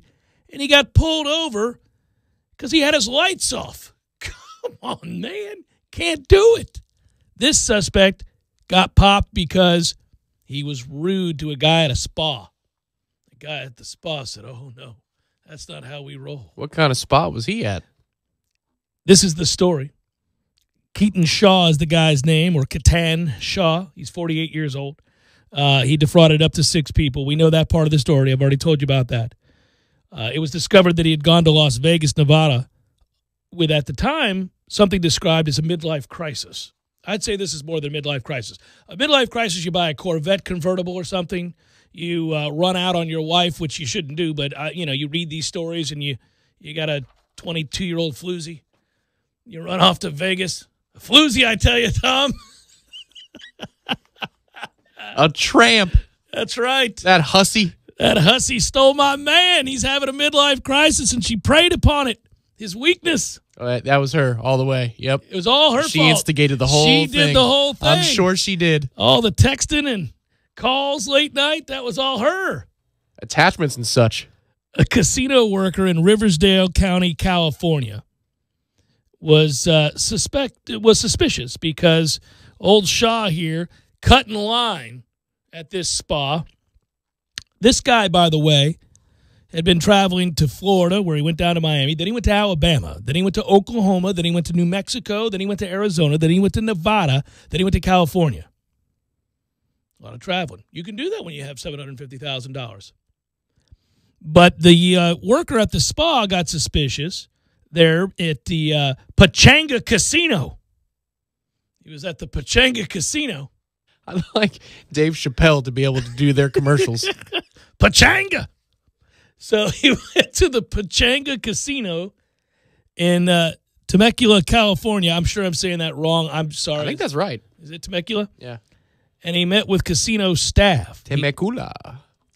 He was a guest there. The deputy contacted, so he was contacted by a person there saying that this man had been rude, was cutting in line, and paid for everything in cash. And this guy, he didn't like it.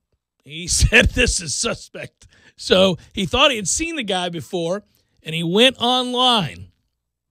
The internet is foiling criminals, yeah. Like a wanted poster in the 21st century. Yeah, he went online and went, "I think I've seen this joker before. Plus, he's rude. You can't come in here and sully the reputation of Pachanga." So he looked him up. And by the way, I just an aside, as unsavory as it may or may not be, I don't know. I think we'd have fun at the Pachanga Casino. I think you got to call it the casino. Yeah, let's head over to Changa. I'm going to the Pachang this weekend, Tom. Hop in. When you're hot on the craft table, hop. 1, 2, 3, Pachanga. You'd get the whole place going. Pachanga, bitch, pay me. Everybody would be so happy. Double sixes. Ah! This is how we ride at the Pachanga Casino. The odds don't matter here, friend. So the lead detective met with the victims to re-interview them and gather information. He was able to gather enough of that to say, yeah, that's him. That's old Catan. Got to get him at the Pachanga. And they did. And he was taken into custody without incident. He's been charged with 1 count of felony theft. He's currently being housed in the California extradition transport system. So I got him. Well, if I'm going to float those stories out there, if we get an update, we got to give you an update. Especially one as good as this. It's update time for that ass. I really want to go to the Pachanga Casino. I'm going to look it up online as we go to commercial break. It's Jeff Cameron Show, 97.9 ESPN Radio.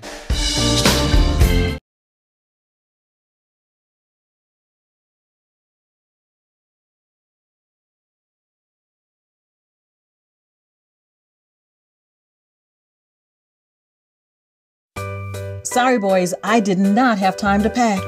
We got this. right here, guys. We got this. I thought I could handle it. We got this. Moving doesn't have to be a hassle. Call us first at 2 Men and a Truck. No matter the move, home or business, we'll make it a smooth one. I forgot something. We got this. Our player Cristiano Ronaldo only stretches so far. The Italian soccer giant barely changed the pricing in its 5-year debt sale, and the order book was no more than 50% larger than the €175 million or $200 million deal size. Sinclair Broadcast Group and the Chicago Cubs announced the formation of a joint venture that will own and operate Marquee Sports Network, its regional sports network based in Chicago. It will air live Cub games beginning of the 2020 Major League Baseball season, along with other Cubs content. Count NASCAR as the latest sport racing toward the gambling industry. Driver Brendan Gaughan, who is the son of a casino magnate, told SiriusXM when it comes to fantasy sports and betting on NASCAR races, there's nothing wrong with it. NASCAR is on board, especially with legalized betting in 2019.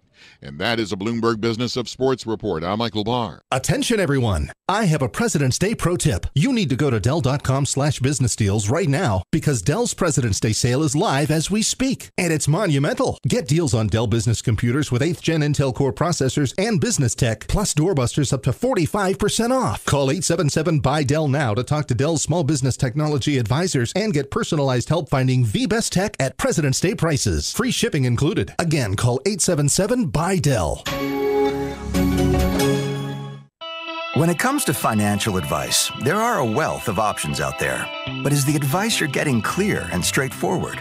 With Fidelity Wealth Management, you'll have a financial advisor who helps you grow and protect your wealth. We'll offer strategies designed to reduce the impact of taxes while explaining our fees and your options. And we'll always offer clear recommendations for your full financial picture. Learn more at fidelity.com/wealth. Fidelity Brokerage Services. Member NYSE SIPC. After 40 years as Florida State Baseball's head coach, Mike Martin Sr. is making this his final season. Join all of us here at Garnet & Gold as we celebrate the farewell tour for the winningest coach in college baseball history with limited edition commemorative baseballs, t-shirts, and caps in stock right now. And while you're here, check out Nike's hot new line of FSU baseball jerseys, tees, and ball caps. Garnet & Gold with 3 locations, West Pensacola Street, Collard, and Governor Square Boulevard. If you're a Seminole, we're your store. Shop local and go Noles. This is Chris Kraft with news that is sure to change the car buying landscape in North Florida. Our brother Peter and I are now the proud new owners of the Infiniti dealership in Tallahassee, the all-new Kraft Infiniti. As Mercedes-Benz dealers for over 25 years early in our careers, we know how to sell and service Highline vehicles the right way. At Kraft Infiniti, our mission statement is simple: to provide our customers with a car buying experience that is unsurpassed in value, consideration for your time, and pure enjoyment. Finally, the Highline experience you deserve, and it's from the Kraft brothers. Infiniti is much more than a brand name. It's a lifestyle and it's a statement. And at Kraft Infiniti, Peter and I will go beyond your expectations in providing the best sales and service experience in Tallahassee. So come see us at the all-new Kraft Infiniti, beyond your expectations, and brought to you by the Kraft brothers. Kraft Infiniti, 3355 Capitol Circle Northeast, conveniently located between Home Depot and the I-10 flyover. Call 297-1488 or visit us on the web at craftinfinity.com. Everybody wants to win the Great American Race. The Monster Energy NASCAR Cup Series. 2 car lengths out in front, and the pack is steaming down behind him. The dramatic conclusion of Daytona Speed Weeks. Kurt Busch spins, and they're all piling in now. Is the Great American Race. It's on here at Daytona. The 61st Daytona 500. Pull your seatbelts down. It's getting ready to get really crazy. Sunday at 1:30 on the Motor Racing Network. The Daytona 500 on 97.9 ESPN Radio. Brought to you by Dale Earnhardt Jr. Chevrolet, 3127 West Tennessee Street. Online at DaleEarnhardtJRChevy.com. Hey sports fans, who's on your Mount Rushmore of baseball? I'm going with Ruth, Cobb, Aaron, and Mantle. Football, I've got Bradshaw, Peyton, Montana, and Brady. In basketball, Jabbar, Jordan, Bird, and LeBron. This debate could go on and on, but when it comes to the Mount Rushmore of personal injury law in Tallahassee, the choice is clear. Fonville, Lewis, Messer, McConaughey. Recently voted Tallahassee's best law firm, so avoid the underdog and go with the favorite, Fonville, Lewis, Messer, McConaughey. Broadcasting live from the Tallahassee Dodge Chrysler Jeep Ram Fiat Studios in the capital city of Tallahassee. This is the Jeff Cameron Show, brought to you by Cornerstone Tool and Fastener on 97.9 ESPN Radio.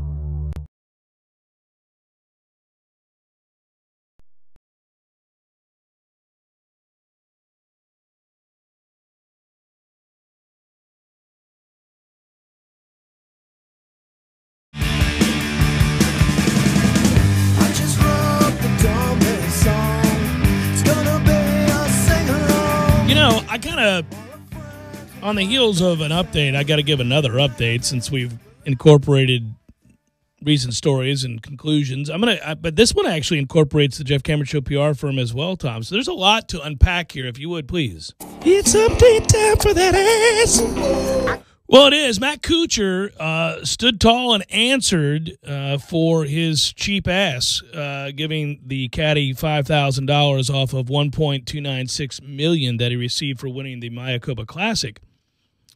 And while, to be sure, he's committed no crime, save for being cheap. And yes, to the average Joe, you and me, $5,000 is an awful lot of money for carrying around a bag and saying good shot. I don't think I'm not trying to discredit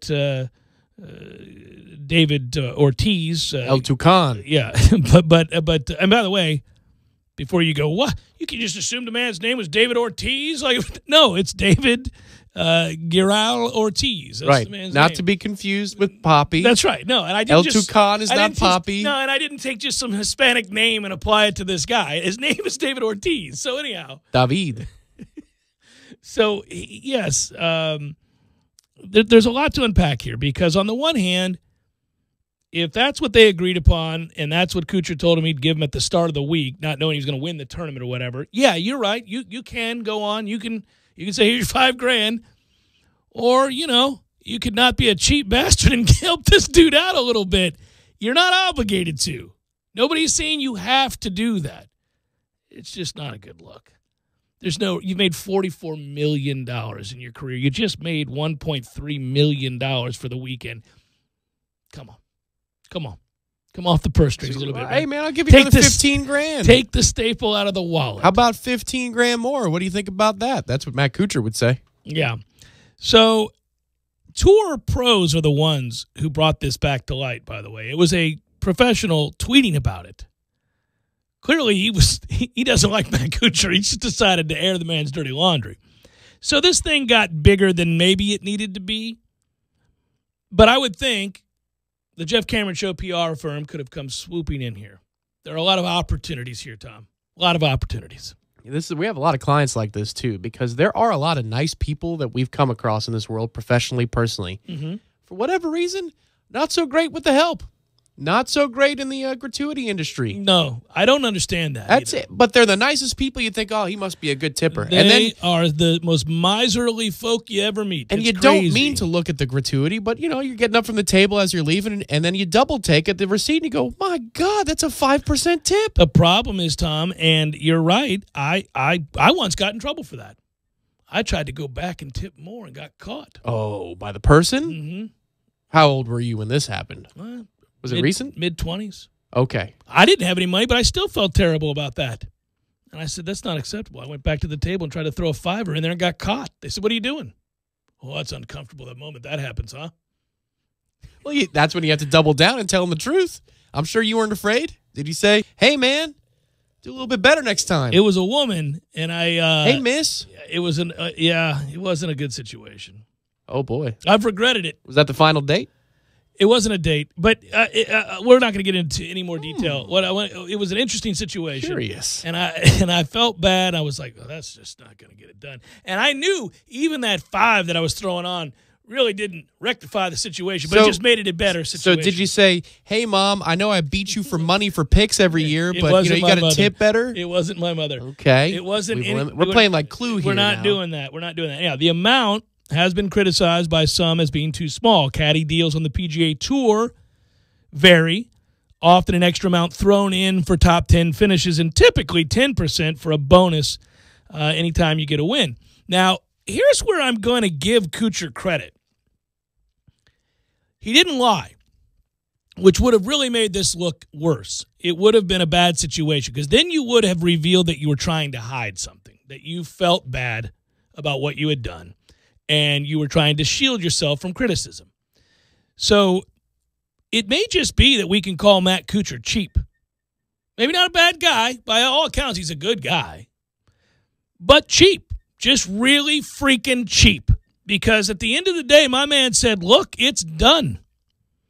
Listen, I'm reading his quote. This is his quote. I feel like I was fair. You can't make everybody happy. You're not going to buy people's ability to be okay with you. And this seems to be a social media issue more than anything else.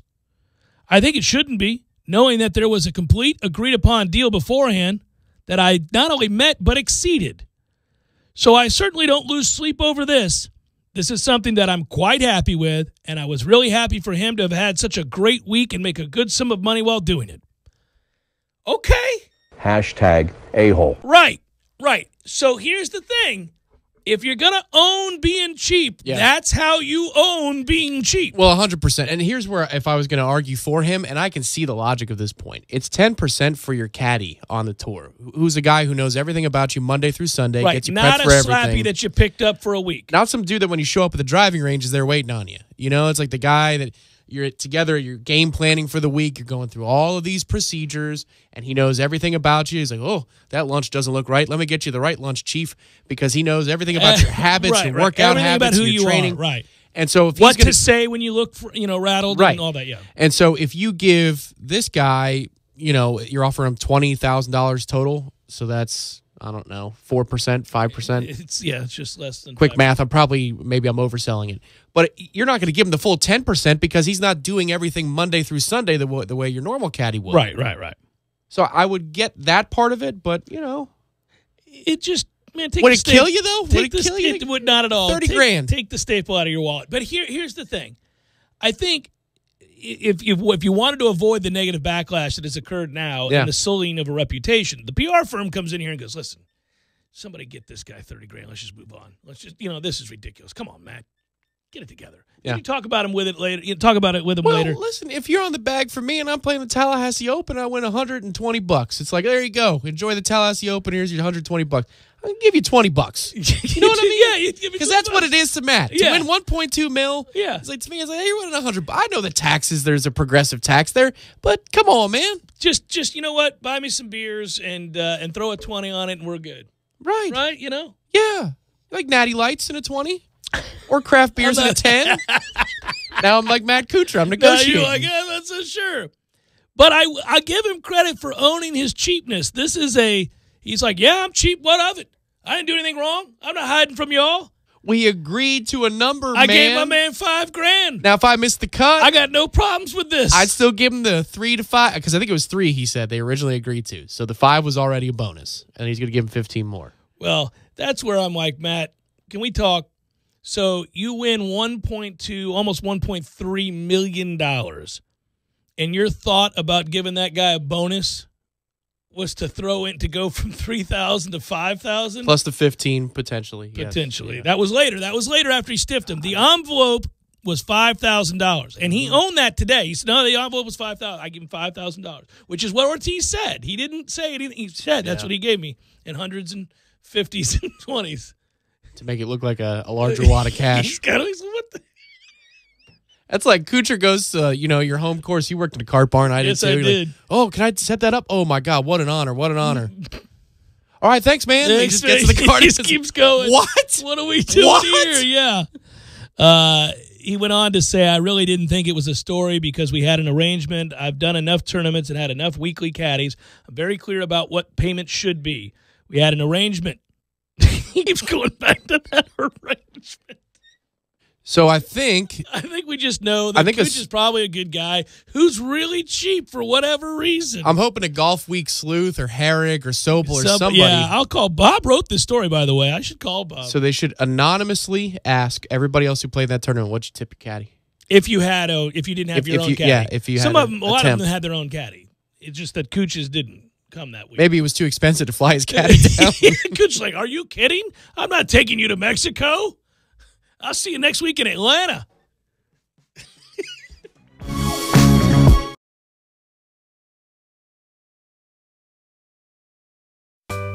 Sorry, boys, I did not have time to pack.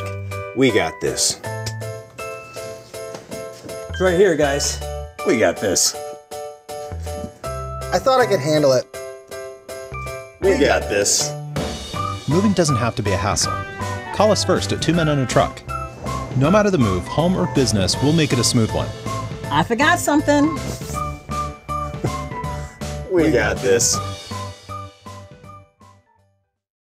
Metro Deli, the Deck Pizza Pub is Tallahassee's home for the best pizza and craft cocktails in town. Online at deckpizzapub.com.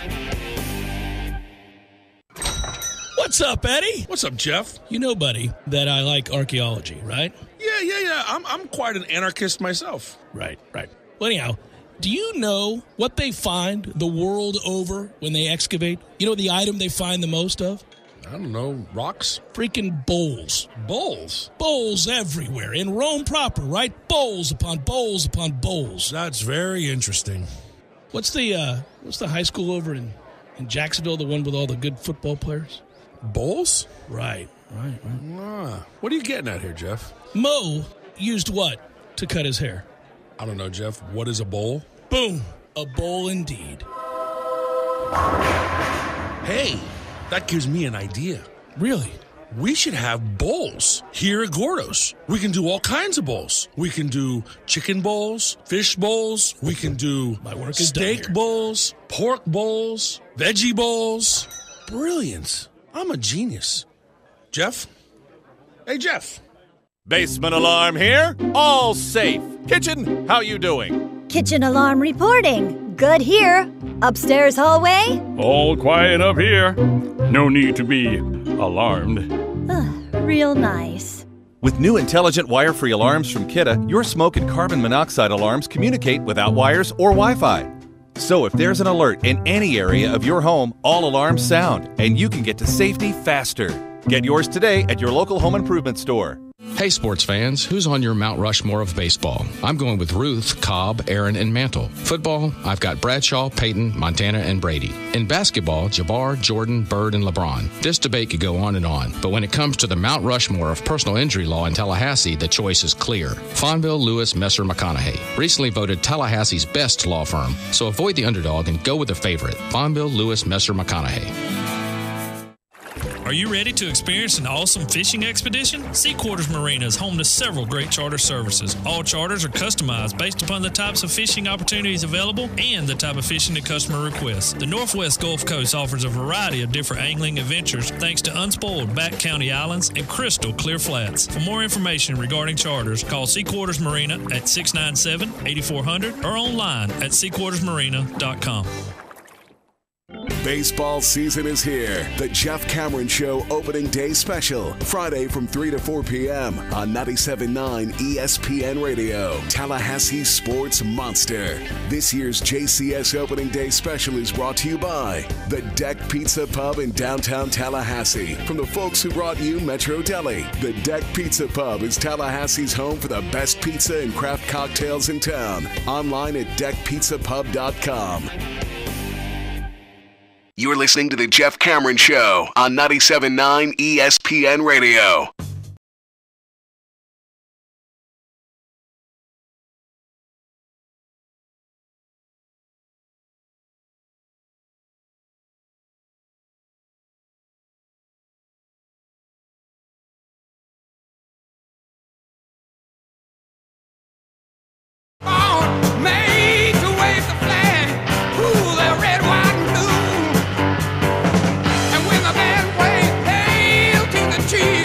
So, tomorrow's opening day, and you know how this works.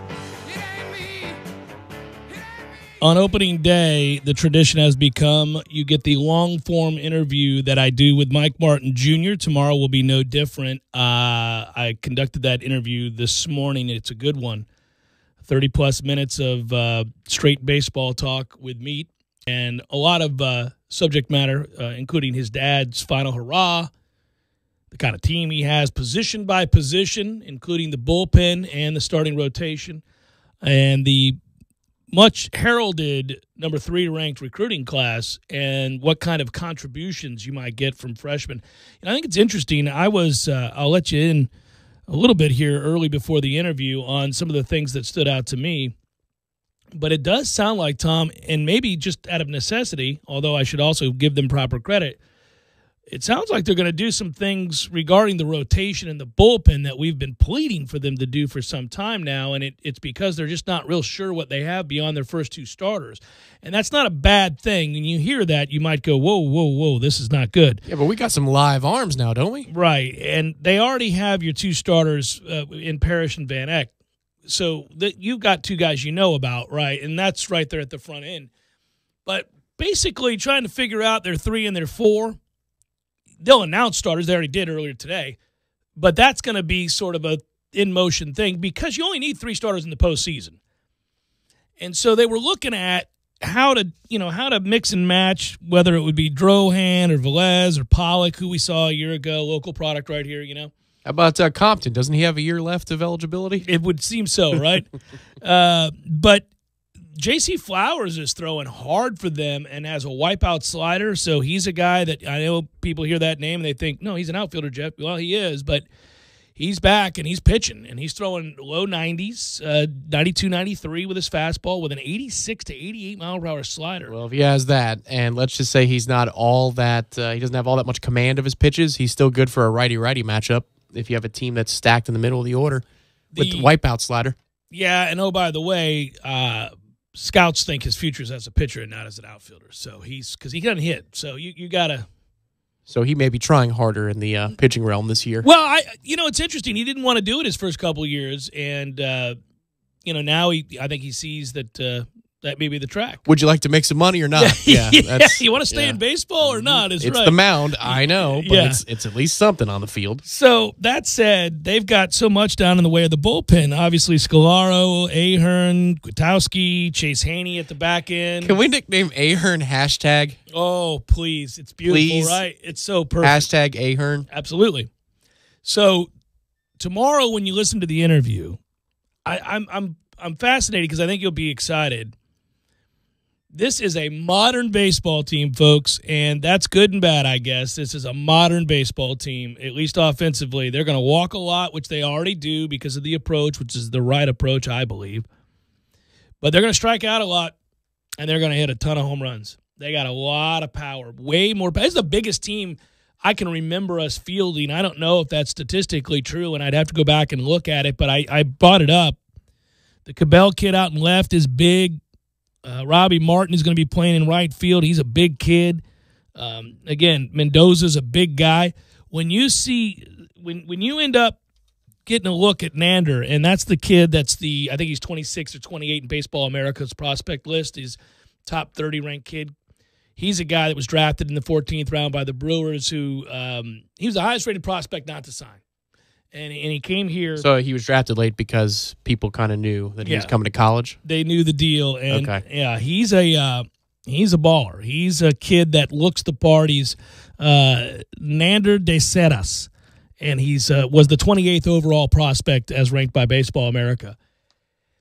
Big, slick fielding guy, 6'2", shortstop with range at almost 200 pounds. It's like having a 6'1", 6'2" corner. It's just a new era. Yeah. And so he's a guy that, you're going to be excited to hear about. I won't give away everything there. The Cabell kid out in the left, that's actually, I had that wrong. Cabell was the one drafted in the 14th round. And I'm not sure where Nander was. But Cabell is the kid that has a ton of power. Raw power. Hands are fast as lightning. And Meade said they were just blown away when he came in. He's hitting, light tower power. He's hitting balls to straightaway center that nobody hits when they deaden the bats. You don't see a lot of home runs to straightaway center and Hauser anymore. Back in the day you did, but you don't much anymore. And apparently he's hit several in the weeks leading up to the start of the season out to straightaway center halfway up the flagpole. And right, it's just, in game situations, not BP. Because anybody can tee off in BP. Yeah. They said it's a show, though. You want to get there early to watch his BP. Some guys do some things in BP that you're like, well, okay, you got that, do you? And he's one of them. So I'm kind of excited to see that. And they got power in Robbie Martin, and so they're going to kind of rotate the outfield positions. Not real sure. It looks like Reese Albert is going to start out in center. Salvatore real good at second base. Okay. I think it's interesting. My favorite question, and the thing I wanted to know, well, not my favorite question, the thing that I was most intrigued by, we've taken for granted basically having a lockdown star or really good player when he's not hurt at catcher. And you got to replace that now. And it's Matthew Nelson, kid from around our old stomping grounds, Tom, and Largo there. Huh. He came in old as Largo. one of the, good old Largo. That's right. Probably about right in between where you grew up and I grew up. Yeah, I hated Largo, but anyhow. Largo's rough, man. Largo's a tough It time. bordered right on Bel Air. Yes, it did. Yes, it did. I remember we played the Bel Air Blazers one year when I was playing soccer in Southside Youth Soccer League. And the Bel Air Blazers had a kid at left wing with a rocket for a foot. I'll never forget the Bel Air Blazers. I don't know what happened to that kid, but if he stayed healthy, he was playing college as a kicker because he had a foot for the ages. Bel Air Blazers. Anyhow, having said that, Largo was rough, and if you want a ticket, go 5 miles per hour over the speed limit in Largo. You're getting one. Oh, really? Bastards are everywhere. I'm telling you. I used to get pulled over in Largo, and I'd be like, oh, freaking Largo. That was close. Oh, I had a freaking. I knew it was. We're good to go. Freaking Martin. Oh, we got to get ready for that again. Any bullpen maneuver. Opening day, first at bat for somebody Maine. gives up a single. It's a freaking walk. Martin. It's a 4-pitch walk. Here we go again. Here we go. Another season. Nothing's changed. It's opening walk, sir. It will next year. Actually, you get your long-awaited change. Yeah, but they don't want it. They don't want it. Those guys. What are they going to do then? New guy? Well, unless it's Martin. Just like Daddy. Yeah, there it is. That's the new freaking Martin. That's the new one. Sneak preview. That's exactly what that's going to be right there. I see you walked another one. Just like Daddy. What do we got next? Soccer guys are great. Hey. Soccer guys are great, and you'll enjoy the show, so stay tuned to it. It comes up next tomorrow, again, a 1-hour edition of the Jeff Cameron Show before we all make our way over to Dick Hauser Stadium for opening day and a hour-long, basically, interview with Mike Martin Jr., so it should be good. Looking forward to it. Good work out of you, sir. Good work, Matthew. Be well, everybody. Have a great night, and we'll talk to you tomorrow.